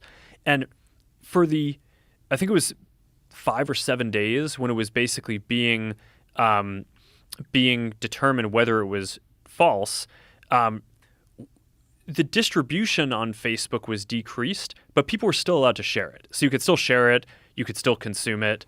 So when you say the distribution is decreased, it got shared. How does that work? It basically, the ranking in newsfeed was a little bit less. So fewer people saw it than would have otherwise. So it definitely. By what percentage? I don't know off the top of my head, but it's meaningful. But basically, a lot of people were still able to share it. We got a lot of complaints that was the case. Obviously this is a hyper political issue. So depending on what side of the political spectrum, you either think we didn't censor it enough or censored it way too much. But we weren't sort of as black and white about it as Twitter. We just kind of thought, hey, look, if the FBI, which I still view as a legitimate institution in this country, it's like very professional law enforcement, if they come to us and tell us that we need to be on guard about something, then I want to take that seriously. Did they specifically say you need to be on guard about that story? No, I don't remember if it was that specifically, but it basically fit the pattern. When something like that turns out to be real, is there regret for not having it evenly distributed and for throttling the distribution of that story? What do you mean evenly distributed? I mean evenly in that it's not suppressed. It's not. Yeah. I mean, it sucks. Yeah. Yeah. I mean, because it turned out after the fact. The fact checkers looked into it. No one was able to say it was false, right? So basically, it had this period where it was getting less distribution. So yeah. But I think I think it sucks though. I think in the same way that probably having to go through like a criminal trial but being proven innocent in the end sucks. Like, it still sucks to have like that you had to go through a criminal trial, but at the end you're free. So it's I don't know if the answer would have been don't do anything or don't have any process. I think the process was pretty reasonable. We still let people share it, but obviously you don't want situations like that. But certainly much. All right, and we are back. I'm going to awkwardly acknowledge that we have some technical difficulties, but we're back now. And it's like it's what comes with the territory. I am officially a podcaster. I feel like it's more official now that I've had something just completely go wrong on a show. That makes it like more authentic now. That makes me feel special that I was the best that it happened. I just blame you basically. So, That's your bad luck. That's right. But no, I want to latch us back onto our conversation, which was a great conversation that we're having. So I want to respond directly to evaluating what Zuckerberg said to Joe Rogan, because this is actually being touted as kind of like aha proof from those right-leaning. Zuckerberg basically admitted that the FBI basically came to Facebook and had them censor the Hunter Biden laptop story. And I think that cooler heads can prevail here. I think that both of us are kind of reasonable enough to kind of evaluate this more or less objectively. What is your take on what you heard from Mark Zuckerberg? My interpretation of what he said was the FBI came to us in general as the election season was heating up and said, be on the lookout for stories that look like this, stories that drop, in October as October surprises, that, are unverified, are salacious, could potentially, change the election, similar to how WikiLeaks was, leaking stories in 2016 about Hillary Clinton, and that was affecting things. And so my understanding is that that's what the FBI had said. And I actually think that that is a correct thing. I think that, given the impact and influence that we saw that, foreign actors had in 2016, it was correct that folks were on the lookout here. And then I think after that, the Hunter Biden story came out. And I think all of the platforms, the major platforms, kind of looked at that story and said, okay, this has the flavor of, or the, it looks like a duck, right? It looks like the thing that the FBI told us to be on the lookout for. And therefore, we are going to treat it specially. And, and Facebook, as Mark said, limited its distribution, but still let people share it. Twitter went even further in limiting its distribution by not letting people share it. But I think that that period of time lasted long enough for the story to get verified. And then once the story was verified, then I think they sort of took off, both platforms took off their restrictions, and that happened before the election. Well, I mean, and lag is happening again. I think that a lot of people are not really on board with sorry, it's buggy, so I'm just do this real quick. A lot of people aren't on board with the idea that there was a legitimate basis even in the 2016 election. Because I think a lot of people even feel that when it comes to Hillary Clinton's emails and things like that, that even there was a kind of an attempt to downplay or cover that up too. A lot of people feel like if the idea is that there was foreign influence on the election by revealing true scandalous information about a candidate that the American public should know because it was true, then that's not really foreign influence so much as information that negatively impacted the candidate got out. And like, would you apply the same standard if like some, to whatever extent there were foreign whatever involved with I guess leaking information about Hillary Clinton regarding the emails, and there was stuff about Benghazi and stuff like that too. Like if the roles were reversed and they leaked stuff about Trump's taxes or other whatever scandalous things you associate with Trump right before the election, and then he lost, then would you feel like justice was served, or would you feel like no, this was corruption?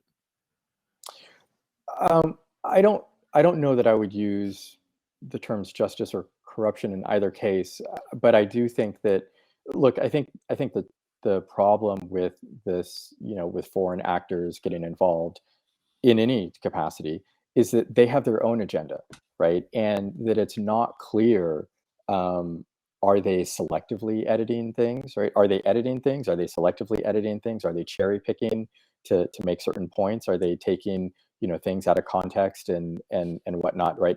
To sow their own agenda. I think that it's sort of bad across the board, right?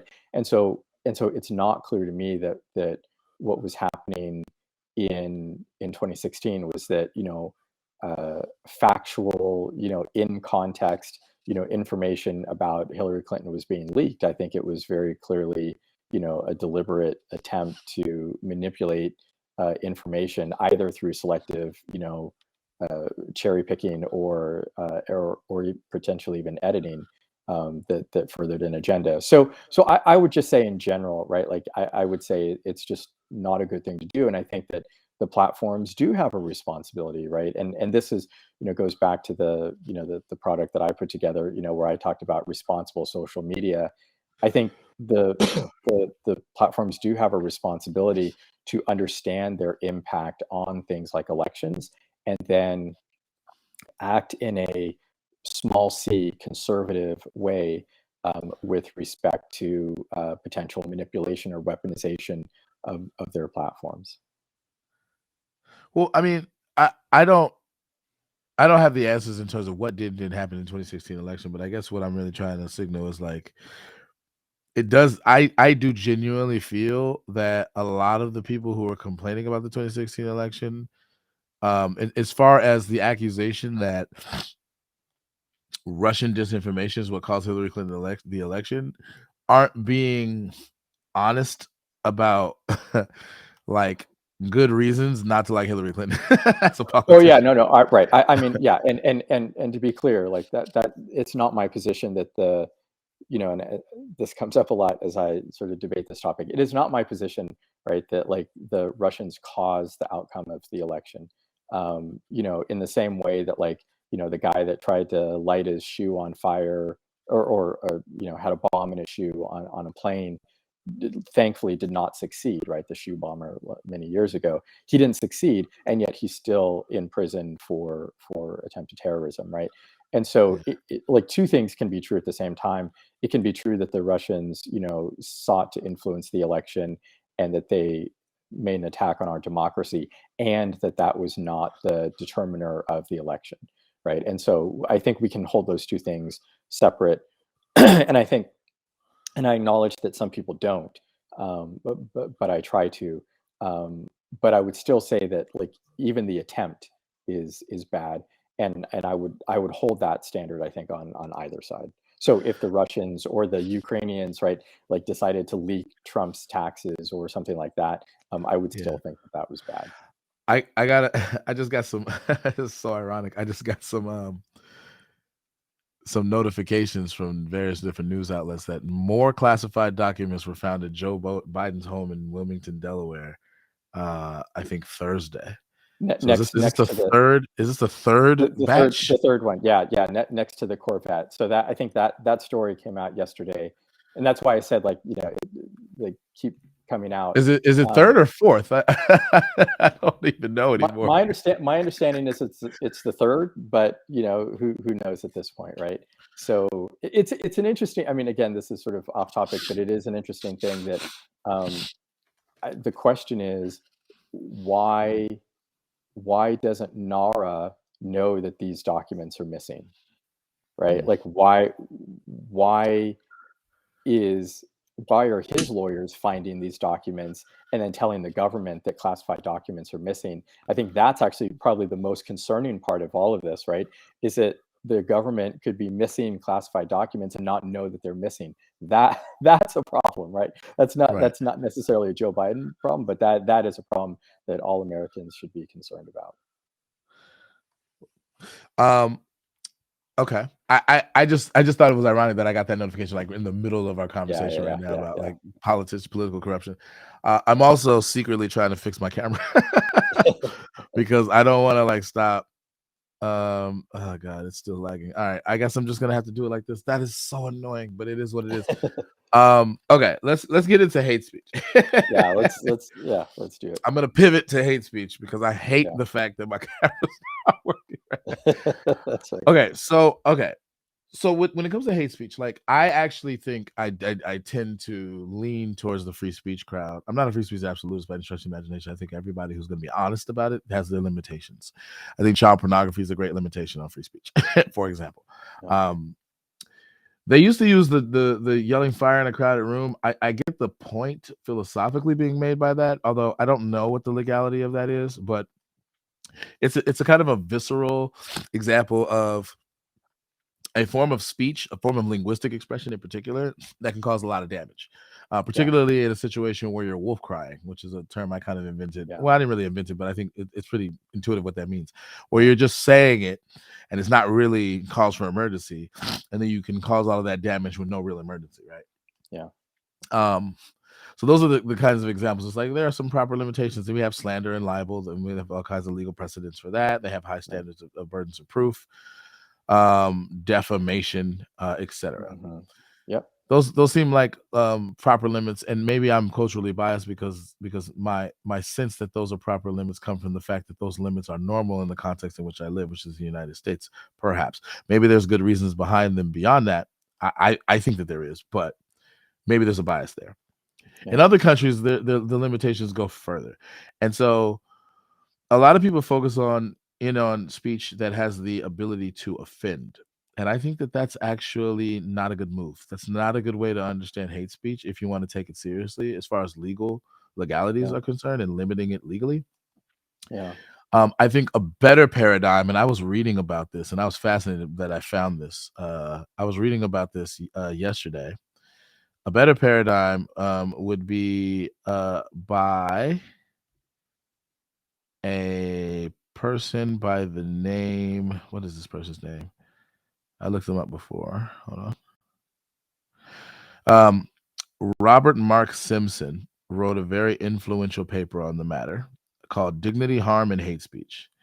And the contention, as I understand it, and I barely started reading it, so I'm evoking something that I am not an expert on that I Yeah. found very interesting because I'm nerdy and I'm intellectual, or I try to And be, and I'm really and by philosophical. the Go ahead. and by the way, I haven't read it, and that's not going to stop me from giving you my opinion on it.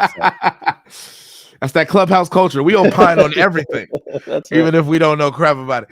No, That's but I right. mean, I still want to engage. I think that there's still some value in trying Yeah. to engage with it, even though I'm just barely starting to understand it. But I'm very good, I think, about that caveat. Like I'm signaling Yeah. to people, hey, take this with a grain of salt. I may not have understood everything, I may not have processed everything, but there's some basic ideas that I've grasped. So it's called Dignity, Harm, and Hate Speech, right? In fact, I can share it, and then I can have an excuse to like not show not show my screen, my videoless screen. Okay, here we go. So Dignity, Harm, and Hate Speech, Robert by Mark Simpson. So I'm gonna read the abstract. It says this paper examines two recent contributions to the hate speech literature. Oh no, wait, do I want this? Yeah. One by Stephen Heyman and one by Jeremy Waldron, which seek a justification for a legal restriction of hate speech in an account of the way that hate speech infringes against people's dignity. These analyses look beyond the first-order hurts and disadvantages suffered by immediate targets of hate speech and consider the prospect of hate speech sustaining complex social structures whose wide-scale operations lower the social status of members of targeted groups. Yeah. In Heyman and Waldron's accounts, we find plausible insights into the nature of identity-based social hierarchies and the harms that redound to subordinated people under the operations of such hierarchies. So I'm highlighting that because that's going to stand out to me in a second. Yeah. I argue, however, that both analyses are unsuccessful as justification for the restriction of free speech. So this person is going to argue against free speech because they do not ultimately provide reason to think that hate speech is responsible for creating or sustaining identity-based social hierarchies. I have a critique similar or kind of in that vein, but I'm going to put that aside for a second because I actually want to bolster or steel man as much as possible the kind of like the kind of pro hate speech side, meaning people who are advocating that we should have more legal restrictions in the American context in particular to speech, because there are a whole bunch of politically pernicious things that can be done with speech that we need to protect people from. Okay. One of the ideas I want to hone in on is this. The idea isn't that we should protect people from hurt feelings.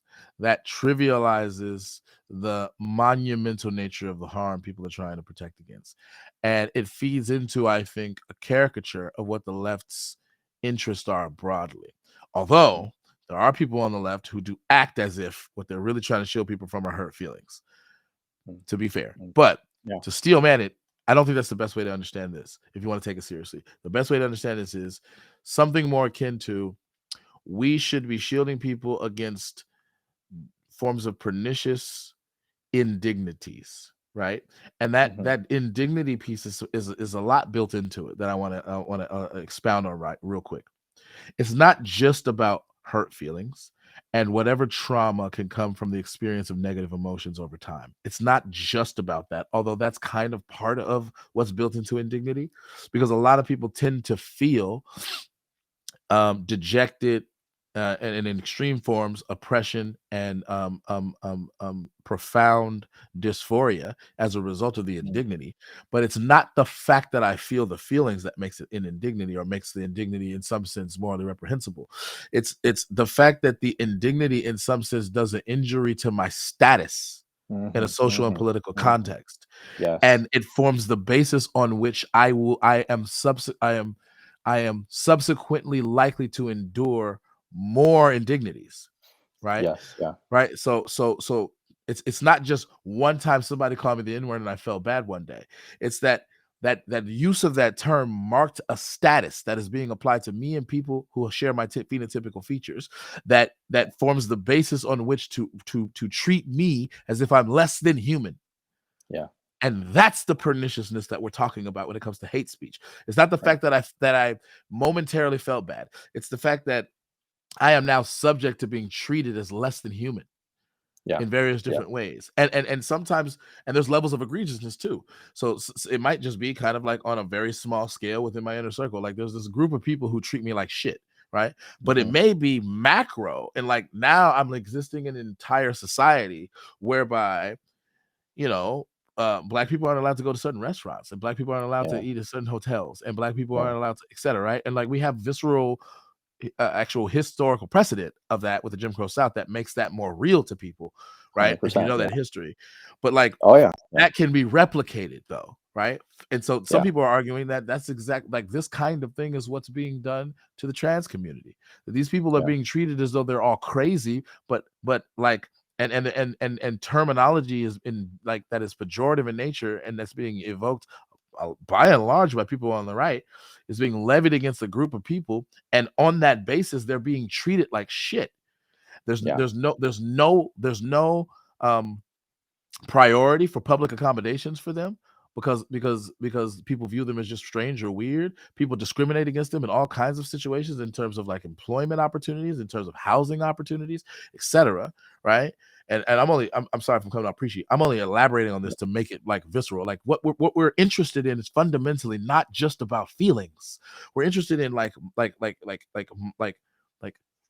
profound impacts that are had on people's lives on the basis of immutable characteristics, right? So I'm gonna stop there because I'm getting preachy and I can sense it. What do you think?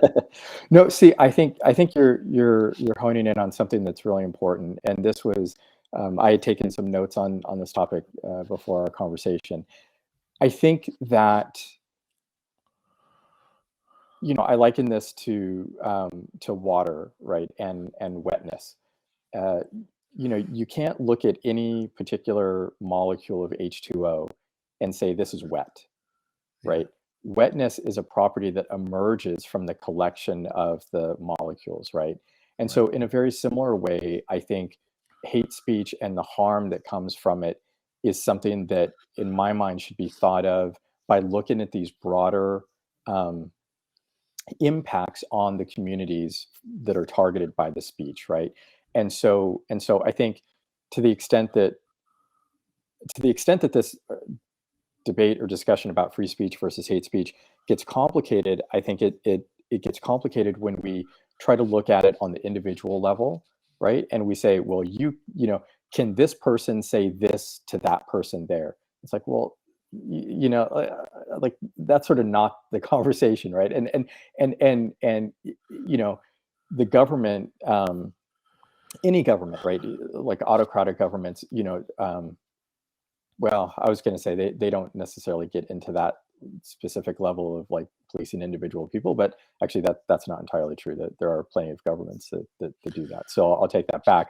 But I think to the extent that it makes our conversation, not ours, you and mine, but like the one that we're having in America, I think discourse. To the extent that it makes it the discourse difficult is when we try and individualize it or try and think about individual speech or individuals being offended, right? And I think that what you articulated is the way that I frame it, which is to think about the aggregate impacts of the speech and how that speech bolsters or bolsters existing power structures or deconstructs certain power structures, and what the implications are on the communities that are targeted by that speech. I think that's the important way to think about it. So just to make sure I'm really steel manning this as best I can, because I Yeah. think I have a vested interest in steel manning all sides of things to really make sure the discussions are more valuable. Like the basis on which there is any kind of justification, the strongest case that you can make that there's a justification for making legal restrictions on people's speech such that they don't do what we would call hate speech, is because what's at stake are all of the wider social implications that negatively implicate historically marginalized groups of people in particular. They tend to do that. There's a lot of historical precedent that using speech in such and such a way can literally produce all kinds of social apparatus and norms and laws that disproportionately negatively impact certain groups of people. And the indignity that is being done, or the injury or the harm that is being encapsulated by that, goes beyond their experience of negative emotion. It goes to like profound impacts in their lives, whether or not they can get jobs, whether or not they can provide for themselves, whether or not they're going to be accepted socially, whether or not they're going to be ostracized, whether or not they're going to be able to live their lives to the fullest. That's what we're talking about. We're not talking about feelings. We're talking about like people's lives. Freedom and happiness, right? So Yeah. if we think about, I would assert that the aim of a moral society is to increase, more happiness for more people, right? And the mechanism that we've found to increase happiness for people is to increase their freedom and autonomy to make choices for their lives and for their families' lives that have a greater outcome of happiness for them. And to the extent that those things are limited, I think we have to really justify why someone's freedom and liberty should be limited. Now, it's funny for me to talk about that not in the context of free speech, but in the context of like the impacts of hate speech on people, right? But but um, but I think what we're saying here is that the freedom for someone, or the freedom for media outlets or whatever to make certain arguments that impact negatively the lives of other people, those arguments take away the freedom of that targeted group. And so I think that we should think about freedom and free speech in terms of how it's impacting the freedom of the people being targeted as well. And I don't think we frame it in those terms, right? That we tend to think about the freedom of the individual to express themselves, but we don't think about the freedom that we're taking away of the people who are targeted by that speech. Oh, Fair I'm enough. sorry. No worries. Give me 1 second. No worries. Sorry about that.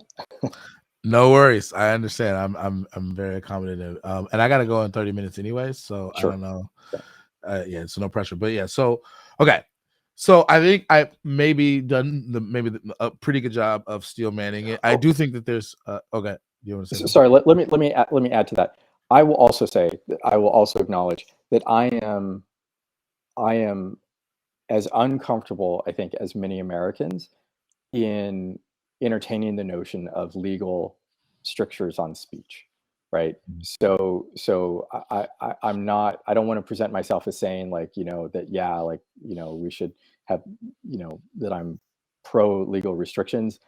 I guess I would probably lean more on like that they may be okay in certain circumstances, but obviously lots and lots and lots of conversation, lots and lots of examination has to happen.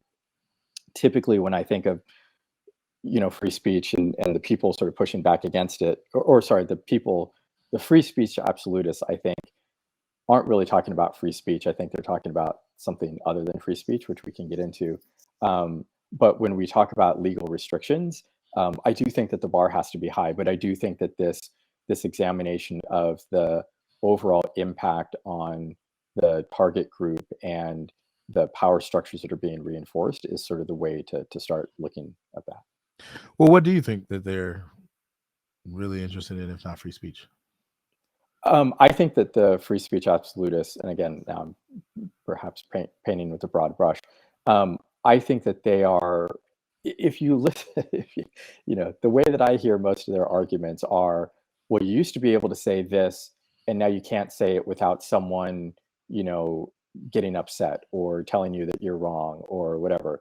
And it's like, there's nothing in free speech that says that you get to say something without consequence, right? There's nothing in free speech that says that you get to say stuff and not have people be upset by it or even offended by it, and tell you that they're offended by it.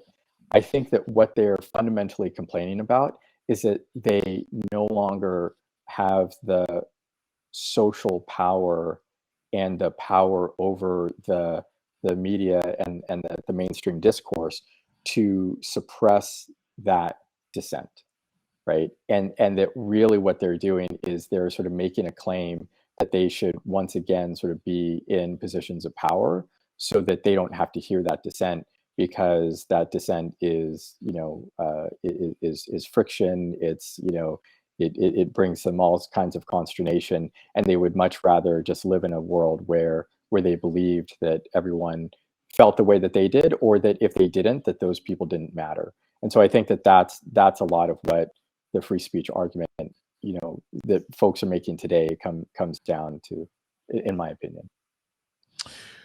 I've heard this kind of thing before. I am a little more skeptical about that as a general explanation for the motivations of people who are arguing this way. I think that maybe a subset of them, and if I had to guess, I would say probably a small percentage, but that's not really proving anything. That's just more a reflection of maybe the limits of my understanding or my biases. I actually do. I think that another explainer for at least another subset of an unspecified percentage of them is that they genuinely don't see any reason for the dissent. They don't think it's justified. They think that it's based on oversensitivities or something like that. And the demonstration for them intuitively of this is, well, this was accepted as normal and it was perfectly fine, and now all of a sudden it's a problem, right? And I think that people who think like that haven't necessarily thought about all the nuances, and I think there's a fair criticism there, but I don't know that they are coming from a position of like I just want to dominate society, or I want to preserve some kind of privilege that I have. I don't even know that a lot of these people even recognize themselves as having privilege. That is very true. That is very true. And I can't ascribe motivations to individuals, right? I can only sort of look at the general sort of movement. I think you're right in sort of that observation that, look, we talked about in the beginning, right? That like the use of the term Negro used to be okay, and then it wasn't okay. And I remember, when I was in college, a friend of mine, a white friend of mine, said like, very earnestly, when did Negro not like stop being an okay word to use, right? And I think that there are some people that sometimes find themselves sort of dislocated, right? Like society is kind of shifted out from underneath them, and they're not aware, and so then I think that also drives, some of this backlash, right? But in the end, I think that, look, there's a lot of different motivations. I think some people that are in the media, especially on the right wing sort of influencer folks, right? I think a lot of what they're arguing about is more about distribution and reach, and about things that impact their business and their bottom line, but they frame it in terms of free speech, right? But I don't think it's really about free speech. I think it's more sort of a base concern that they have, that like they don't get distribution on this platform, and they have to be relegated to a smaller platform where they get less audience, and you don't get to bill as high in your speaker fees or your podcasting fees if you can't show a big Twitter following or blah blah blah, right? And so I think like they have much more base concerns, right? But then I think that the way that sort of filters out to the larger discourse is kind of people feeling like their speech is being restricted, when in reality what's happening is they are hearing more from the people that are offended and upset than they were before. And yes, I think that you are correct, which is that a lot of folks don't feel like those offenses are like they don't think that there's anything offensive about what they said. But I think both of us are old enough and both of us, being people of color, and me sort of, uh, being in environments where often I was the only person of color in that environment for a long time. I think we both know and have experience where people, can say things that they genuinely feel aren't offensive. Like up until recently, right? Everyone was rooting for the Washington Redskins. That was deeply offensive to a group of people. But for years and years and years, right, like that voice of, wasn't getting highlighted, and the people that were donning you know the paraphernalia and whatnot, I'm sure didn't think that they were being offensive. They just thought, well, this is just the name of the team. And yet we sort of, now I'm going to use a charged term, we woke up to the fact that that was not, that was an offensive term to some people, and then society shifted, and some people are going to shift with it, and some people are going to backlash against it. So It's I said a incredible few that you. things there, but No, I love what you said. I love the vein, and it's incredible that you chose that example because I genuinely, and this is not me playing devil's advocate, have questions about the extent to which the term Redskins was actually offensive to the general population of indigenous people, because I got a lot of mixed reviews. Some of them didn't find it offensive, and in fact, lauded the fact that what it did was it it launched a depiction of a particular conception of an indigenous warrior into pop culture, and they saw themselves in that. And what's ironic is the way that you framed it, and you're not the first person to do this or the only person to do it. The way you framed it is, no, there's a long history of people being offended, but their voices weren't amplified until recently, and now we've been made aware or woke up to it. It's like, but the voices of people like the person I just described were suppressed in that process. And so there's an interesting question about like what was the percentage of the general indigenous population who has any opinions on this that were offended versus that weren't offended? And like, was there any effort to weigh that at all?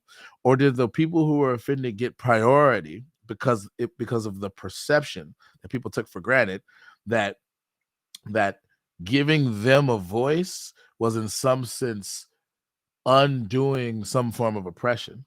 Because I think a lot of people who genuinely take this seriously in good faith think that, and they don't want to be guilty of doing any indignities to groups of people, particularly that group of people, given the history yes, of this yes, yes, country. yes, yeah, So they have a whole bunch of presuppositions about what it means to culturally appropriate, about what the impact of colonization had on Native peoples, about the tendency for quote unquote the white man to take things from other groups that they've dominated historically, and yes, built that into this idea of like, we need to amplify these voices, yeah. and maybe skip the step of like, actually let's objectively sit back and see like what percentage of the population, and then do this democratically, maybe like that. I have questions around those nuances, and every time I try to broach that subject with people, it's usually people left of center who are really attached to the presuppositions I just tried to summarize, and they get offended on behalf of the groups that they're not even members of. Like, Right. how dare you even question this? You're not a member of the in group, therefore you don't have any validity to even opine on this. And it's like, Well, I okay, think, I guess. Go ahead. yeah, I mean, I think you and I have, people of color, Black people in particular, I think, look, we could have a discussion, if it was the Washington, cotton pickers, if it was the, Washington N words, you know what I mean? Like there are some people, right, that sort of, talk about reappropriating that word, and you know, and taking it back to take power away from its use, the N word in particular. And then there are some people who are just offended by it. I think the question is, do the people that, going back to the Redskins now, are the people that, are, that feel like it was sort of empowering or bringing, shedding a light on Native American warriors, were their feelings running as deep? Were they as loud as, the people who felt the opposite? Again, I don't know. I'm not in that group. I don't know that, that these things, I mean, that we can sort of take a plebiscite or, vote on each one of these things. But I do know that the voices of the people that were offended were sort of the loudest in that conversation, even if we acknowledge that there were voices of people in that same in group that Well, that weren't offended. if we had a franchise named the Blackskins, which I think would be the most Yeah, sure. accurate comparison, and it had a depiction of like a Maasai warrior, right? And it launched into popular culture, a depiction of a warrior that people now have an emotionally vested interest in learning about because it's on everything in a certain city, germane to the ways that we have memorabilia and things like that to sports franchises. And people, and a significant amount of our population recognize the value in popularizing these African warriors and the lore that comes with those African warriors, because the team, in the way that it's structured, took an interest in it, right? I think that would be the best way to replicate the kind of dilemma that I'm at. On the one hand, there's an appropriation piece, which is not trivial, by the way, and I didn't mean to make it seem like it was trivial, because it's being in some sense appropriated or garnered or taken or stolen, whatever you prefer, for a purpose that's really far removed from the cultural origins and purposes of these cultures and these images, right? But it's also being done in a way that is actually promulgating into public consciousness the awareness that these things even exist in the first place.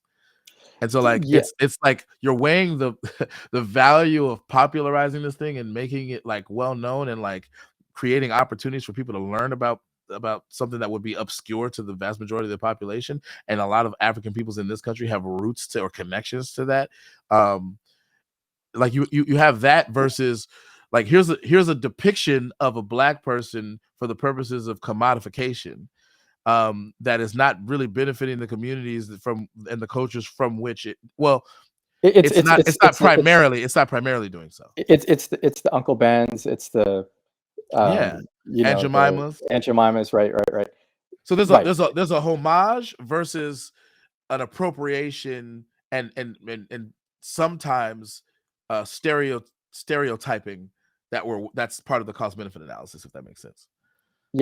I mean, just a little bit, but I think, I mean, it's an interesting thing, but again, I think the difference in my mind would be, if the team formerly known as Washington Redskins, if it were owned by a native tribe, if it were sharing profits with tribes, or if it were actively using that platform and that awareness to drive the kind of thing that you're talking about, I suspect that most people that were fans of that franchise casually engaged with the mascot in ways that were very superficial, right?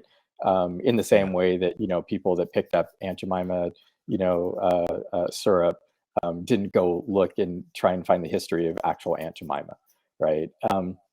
And so I understand the argument. I just don't know like how much it sort of weighs true, right?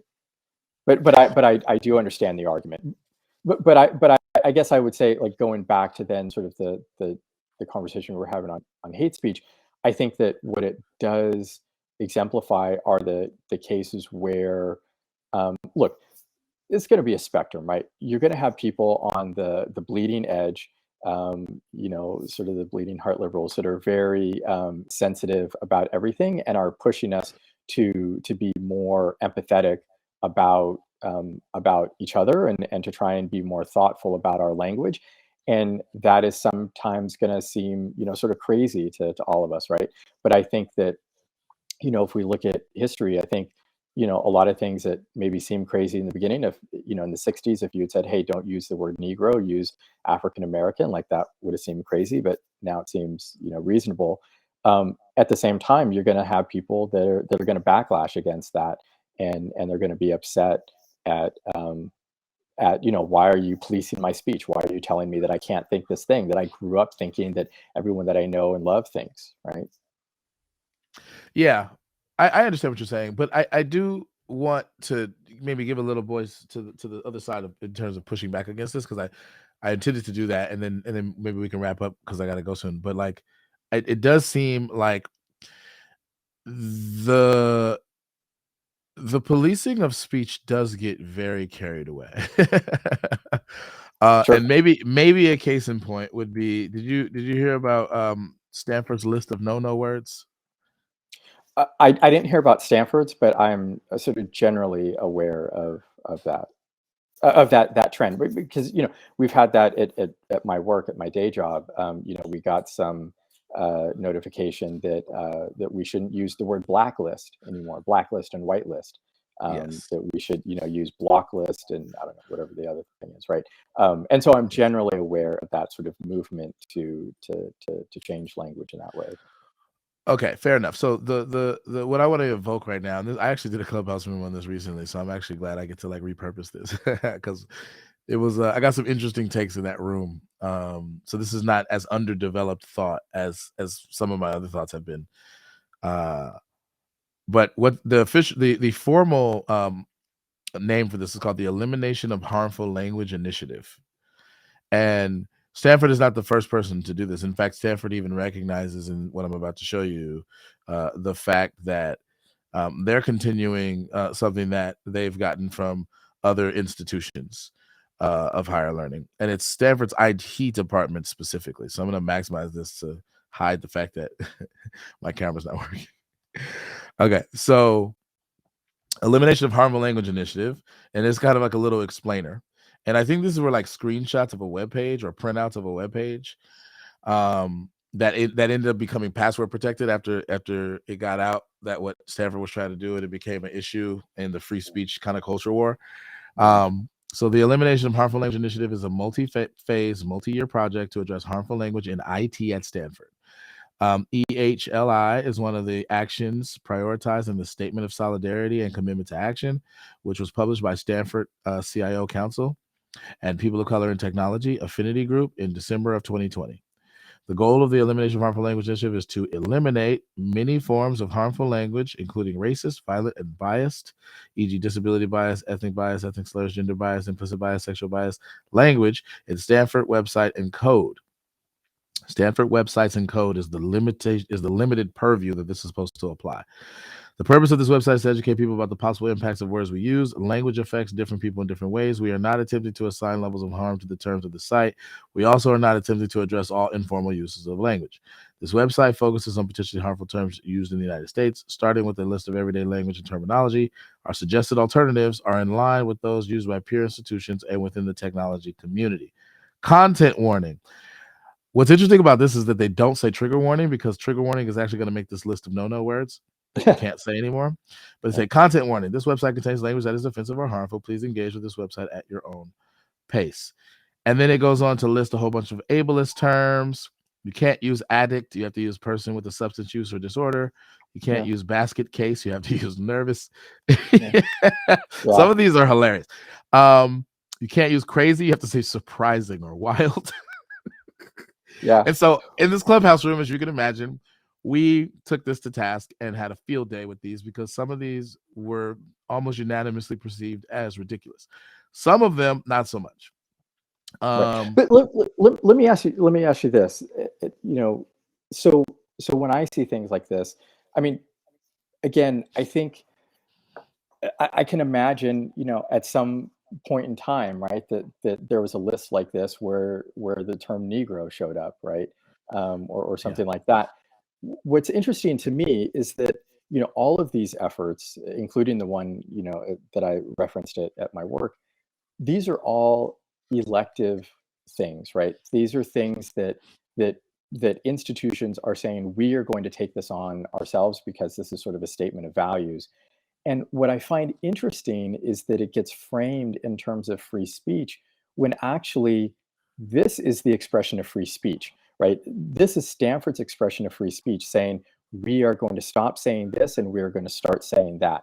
Now, I think they clearly said in the beginning, we're not trying to police casual speech. So we're not saying you, student X, cannot say this to student Y. But instead, we are saying that we are saying, well, here's what they will do, which is interesting. They will model this speech in their communications to their students, and then it is sort of up to the student whether or not they want to emulate that model or if they want to sort of buck it, right? I mean, yeah. Well, in principle, In principle, it's hard to predict what's gonna happen. But you're right. Like there's a possible world in which it goes exactly the way you described. And when you put it that way, it seems pretty innocuous. I don't think that most people would have a problem with that. I think people's suspicions are that it's not gonna go that way.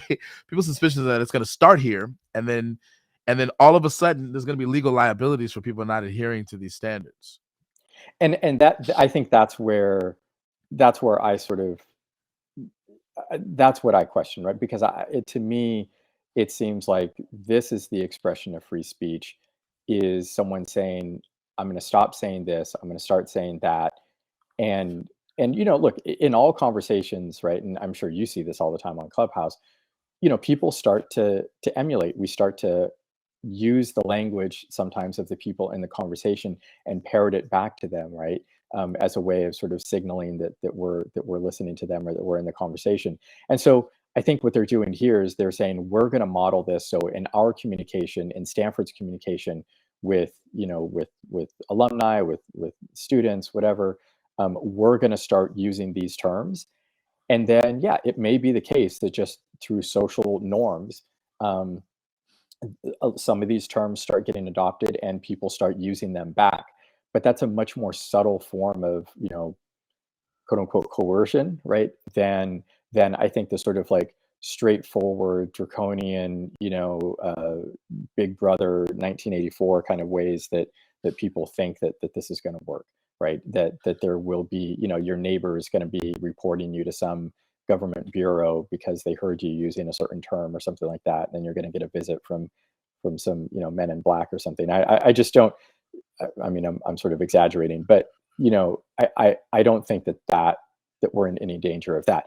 On the flip side, and I'm speaking fast because I know we're running short on time, but on the flip side, I just read an article yesterday about a library in small town Michigan that got closed down because conservatives were upset that it contained books about LGBTQ topics and books, that sort of, may get in the hands of children, and that they might, start to question their I don't know, their sexual orientation or whatever.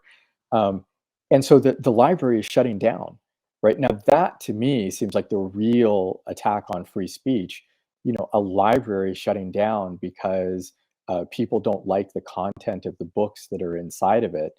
Um, and yet that, I think, because it's driven typically from the right, doesn't get as much purchase as Stanford putting up this page saying, hey, this is how we're going to talk.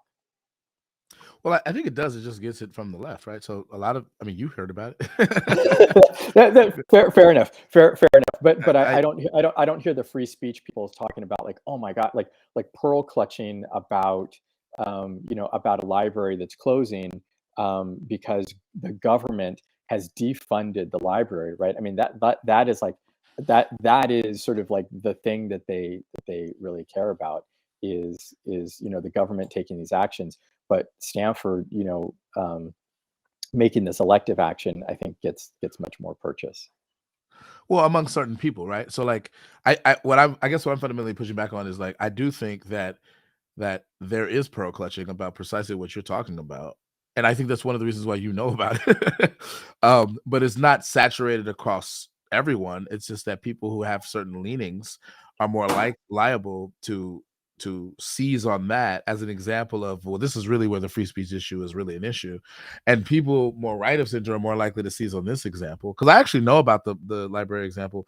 And actually and again, not that I'm not trying to be accusatory, but one nuance I feel like you left out is like the contents of some of them books are not appropriate for kids. And so like fundamentally what a lot of those people, not to justify the shutting down of the library, but what a lot of those people are up in arms against is that nuance. It's not merely the fact that it has a pro LGBT message.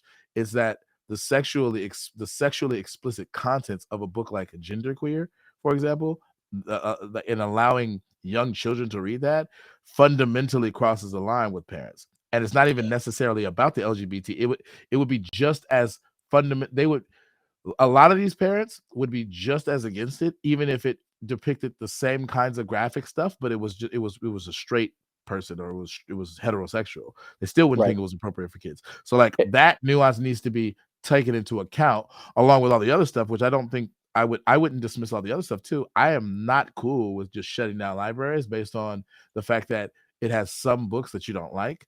That is straight out of Fahrenheit 451. But at the same time, well, I do recognize that it is good to not allow kids or enable kids to have certain kinds of content. I also agree with that too. So we got to weigh both of those. Right, but the free speech absolutist, right? If you're really being a free speech absolutist, would say, okay, parents, then don't get that book for your kid, right? So they would say, like, parents, if you disagree with this book, then don't show this book to your kid. And if other parents make a different choice, then those parents should have the freedom to make that choice. But using the power of the government to take away everyone's freedom and access to this, to making the choice, right? I think that's the piece, right? Is like, it's like once you go into using the power of the government to take away everyone's choice, even if 98% of people would say, yeah, this book is sort of inappropriate for kids, going so far as shutting down the library, taking away even the choice of that 2%, because you, for your cultural, mores, find it offensive.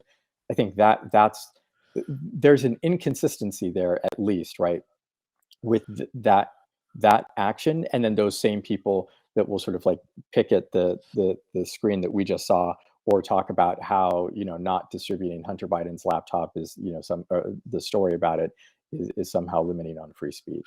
Well, I mean, yeah, but there's a lot of nuance there. So yeah, I think if you the framing it the way you framed it, then there would be an inconsistency. I think that there's a steel man version of their perspective where it doesn't necessarily have that particular inconsistency. It may have others, because I think fundamentally, what a careful person is interested in is protecting children from like being exposed to adult content and all of the negative impacts that can have for their developing brains, particularly if they're really, really young.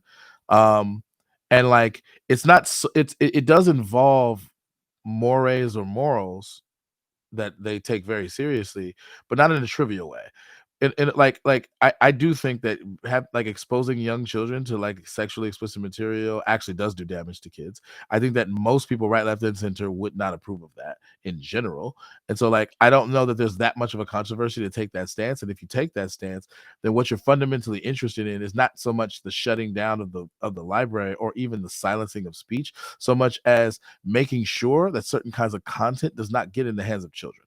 I think that that's fundamentally what they're interested in. Now, maybe they're misconstruing it, but I think that that's what they, at least a subset of them in good faith, are trying to do. So I agree that some of them think that that's what's happening, but again, I think that we can look at, and maybe this is for part 2 of the conversation, but I think that we can look at many different things in life, in history, where children were sort of used as the cudgel, if you will, to push a larger agenda. So I would find it surprising, if not shocking, if these people were like totally on board with LGBTQ rights, but just for adults, right? And that their concerns were strictly around kids. In the same way that we heard people when they tried to integrate schools, right? Or when they tried to integrate, maybe public pools would be the better example, right? And so it's like integrating public pools, the people that were against it then all of a sudden said, oh my God, like we're going to have kids mixing and blah, blah, blah. And like, that's going to be bad for whatever reasons. But they use kids because they know that kids are sort of a triggering thing for other parents, and that that we have our deep emotions about our children and our desire to protect them, and that we're going to act irrationally to protect them. But I think that it pushes a larger agenda. And so again, closing down a library affects not just the kids but the adults as well. And I think if they were really honestly trying to keep it out of the hands of kids, they could put it in a lockbox, in a section of the library, make it so that, only an adult could check it out, or, what I mean? Like, there are other mechanisms that they could do, but shutting down the library because they didn't want a book to get in the hands of kids when it's not clear that it was getting in the hands of kids, I think that betrays that their ultimate goal was really to sort of make a stand against LGBTQ rights in general, and not just the protection of kids. If that makes Well, a sense. subset of them are actual classical liberals, though. I don't know. I don't know what Yeah. percentage of them are. So, like, the anti-LGBTQ stuff, I think, may not apply to everyone. I do think that Yes, conservatives I'm tend painting with to, broad brushes for sure. yeah, but I mean, you have gays against groomers. These are people who these are actual members of the LGBTQ community in most cases, because that's who founded it. They fundamentally are against what they perceive as the attempt for people who are amenable to pedophilia or minor attracted persons, and are trying to like get safe haven under the banner of LGBTQ plus. Like they're fundamentally against that, and that's what they're fighting against. And it's to the point where other fellow members of the LGBTQ community are accusing those members of the LGBTQ community of not really being for the cause, and of being in some sense traitors to the cause. And that's an interesting dynamic, because you have kind of two in group fighting with each other about like what the best way to approach that is. And like when you like, if even those people, which maybe I think a minority percentage wise, I don't know, for all I know, this is what I've been told. So let's say it's a minority faction within that community that actually sees this as an issue, and they're being lumped in with the right wing, even though they're not, their politics aren't really right wing per se, because like a lot of the things that they believe and think are actually antithetical to what has been traditionally considered right wing in terms of their stances on gay marriage and all that kind of stuff. Although now the right is kind of getting a lot of disaffected liberals. Yeah. So I Yeah, mean, yeah. you can call it, but like all that to say, I actually think that this is actually an extremely controversial thing, and it's not that simple. Not that you thought that it was. But the point I'm making is I do think that there's some substance to the idea of being opposed to young children being exposed to adult content, and on that basis, like wanting for that to not be permitted, you can frame that as a form of censorship, and that would implicate free speech. But like the question then becomes whether or not it's censorship in the same way that we consider justified when we bar child pornography, or other things that we think are proper limitations of free speech, or if this is more in the Fahrenheit 51 case, where it's like, no, actually you're just like fundamentally interested in what you consider reprehensible ideas from your conservative point of view, right wingers, right? Like that's really where the debate is, and it's not really obvious which one wins out. And then the other example I wanted to give you before is you likened it to cases where children are kind of used to forward an agenda, and I do completely concede that has happened historically, and it may, for all I know, be happening now. But compare that to another example where, think about why we have age limits and age restrictions on the consumption of alcohol and cigarettes, and why now we are barring vapes from K through 12 schools. Why are we doing that, right? Yeah. Because I think that there's a general recognition that these things that maximizing access to these things for kids is something that we have a public interest in not allowing. And Right. you can consider those forms of censorship or infringements of freedom, but I think that most people will consider those legitimate ones. Right. And so Yeah. like the question becomes, is this book example, when it comes to certain kinds of books, like that, or is it more like the cases you're talking about? I think that's really the debate is. And I think the way that we can tease that apart is to say who's affected, right? So in the case of alcohol, we say people under 21 can't buy alcohol, but that's different than saying no one can buy alcohol because kids might get their hands on alcohol, right? And That's so true. in this case, right, if we're But saying wait, we're going but we would shut down an establishment that was selling indiscriminately. We to would do that. we would, but I think we would first go in and say, like, I think I think they would go in first and do some investigation and figure out, like, are they intentionally not looking at people's IDs, right? Are they like intentionally, it's kind of like, slipping it Yeah. to kids or whatever, or is there like a breakdown in the system, right? Right. And so in the same way, I think, the evaluation of the library. Look, when the library shuts down, no one can get to it, adult or child, right? And I Right. think that the constructive way to look at that would have been, in the same way that Playboy magazines, in the old days on the newsstands used to be open and kids could, jump up there and get them and look at them. And then at some point they said, hey, that's bad, so let's put them in like plastic and, do all this kind of stuff, right? But they didn't shut down the newsstands. They just came up with a different system to do the thing that they wanted to do, right? And I think that's what I'm saying here is I think that the people that are shutting down the library are going to an extreme because I think they have a different agenda. Because I think if one was really thoughtful about really, keeping things age appropriate for kids, that there were other mechanisms that they could have put in place in the library to do that. Okay, I hear what you're saying, but I the only pushback I have is like I'm actually not sure it's that bad because I don't know for how long the library is going to be shut down. I don't know if there is an investigation going on, and so like it makes it hard for me to evaluate which case it's like. Are they being too heavy-handed and they're just shutting it down willy-nilly, or are they shutting it down temporarily to investigate what's going on so that they can reopen it later with some kind of restrictions? Like I don't know what's going on. Yeah. So what I read today in this article was that they defunded it, right? So that the conservatives kind of took control of the library board and the local city council or whatever, and that there was a vote that was held, and they voted to rescind the tax that was being used to fund the library, and so in 2024 it'll run out of money, and that people put back on the ballot a vote to restore the tax. But even though more people voted to restore the tax than voted to take it away, not enough people voted to restore the tax, and therefore the library simply has no more funding after 2024. So it is effectively shut down, or it will try and run on donations or whatever, right?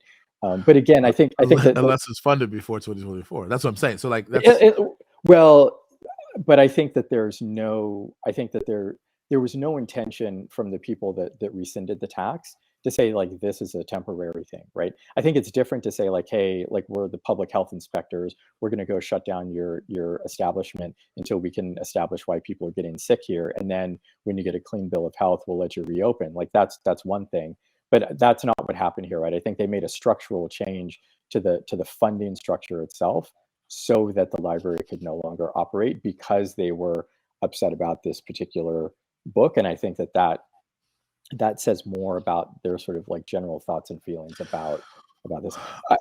I'm sorry, I do have to. You gotta go. Okay. All right. I was about to go into something else, but I won't. Okay. So no, I appreciate your time, and I do have to go too as well. But yeah, this has been fun, and would love to have you back. I will end with this final question real quick. On a scale of 1 to 10, how much did you enjoy? 10 being you enjoyed it a lot, 1 not a lot at all. How much did you enjoy being on the podcast? This was an 11, and I think we need to have a part 2, maybe even a part 3. We didn't get to. I made a bunch of notes. There was a whole bunch of stuff that we didn't get to, but I loved it. This was great. Yeah, I'm down, and I'll be trying to schedule that with you in the next few days or so. So yeah, I thought it was great too. I was looking forward to this because I usually when we talk, we really go deep. So that's why I was just like, I was like, this is gonna be awesome. But yeah, we definitely got to do it again. This free speech versus hate speech thing, I'm gonna have like 18 episodes before I know it, man. It's a lot into it. Yeah. Okay, man. Okay. All right. I'll wave to you. Say goodbye to my audience, and then you have a great one. Okay. All right, man. Take care, and we will talk soon. All right. Take care, man. Bye. All right. This has been the Black Muse Podcast. I'm your host, JC Muse, aka the Black Muse. That was really, really fun. I really, really appreciate having conversations with Che. I really hope that y'all appreciated it too, despite the technical difficulties that I had. I'm not using my regular webcam. I was using a camera that I had before, but it kept glitching for some reason, and I don't fully understand why. I'm gonna try to resolve that for my next episode, hopefully. I got a brand new camera in here that I don't even know how to hook up, but hopefully I can get that one going, and then it'll be amazing. I'll have all of the stuff. I'll have like, super high definition or whatever. But yeah, that was really, really fun, man. And yeah, the free speech versus hate speech, man, it's really an issue, but I'm glad we got to get into the nitty gritty before time ran out. So that has been this episode. Until next time, peace.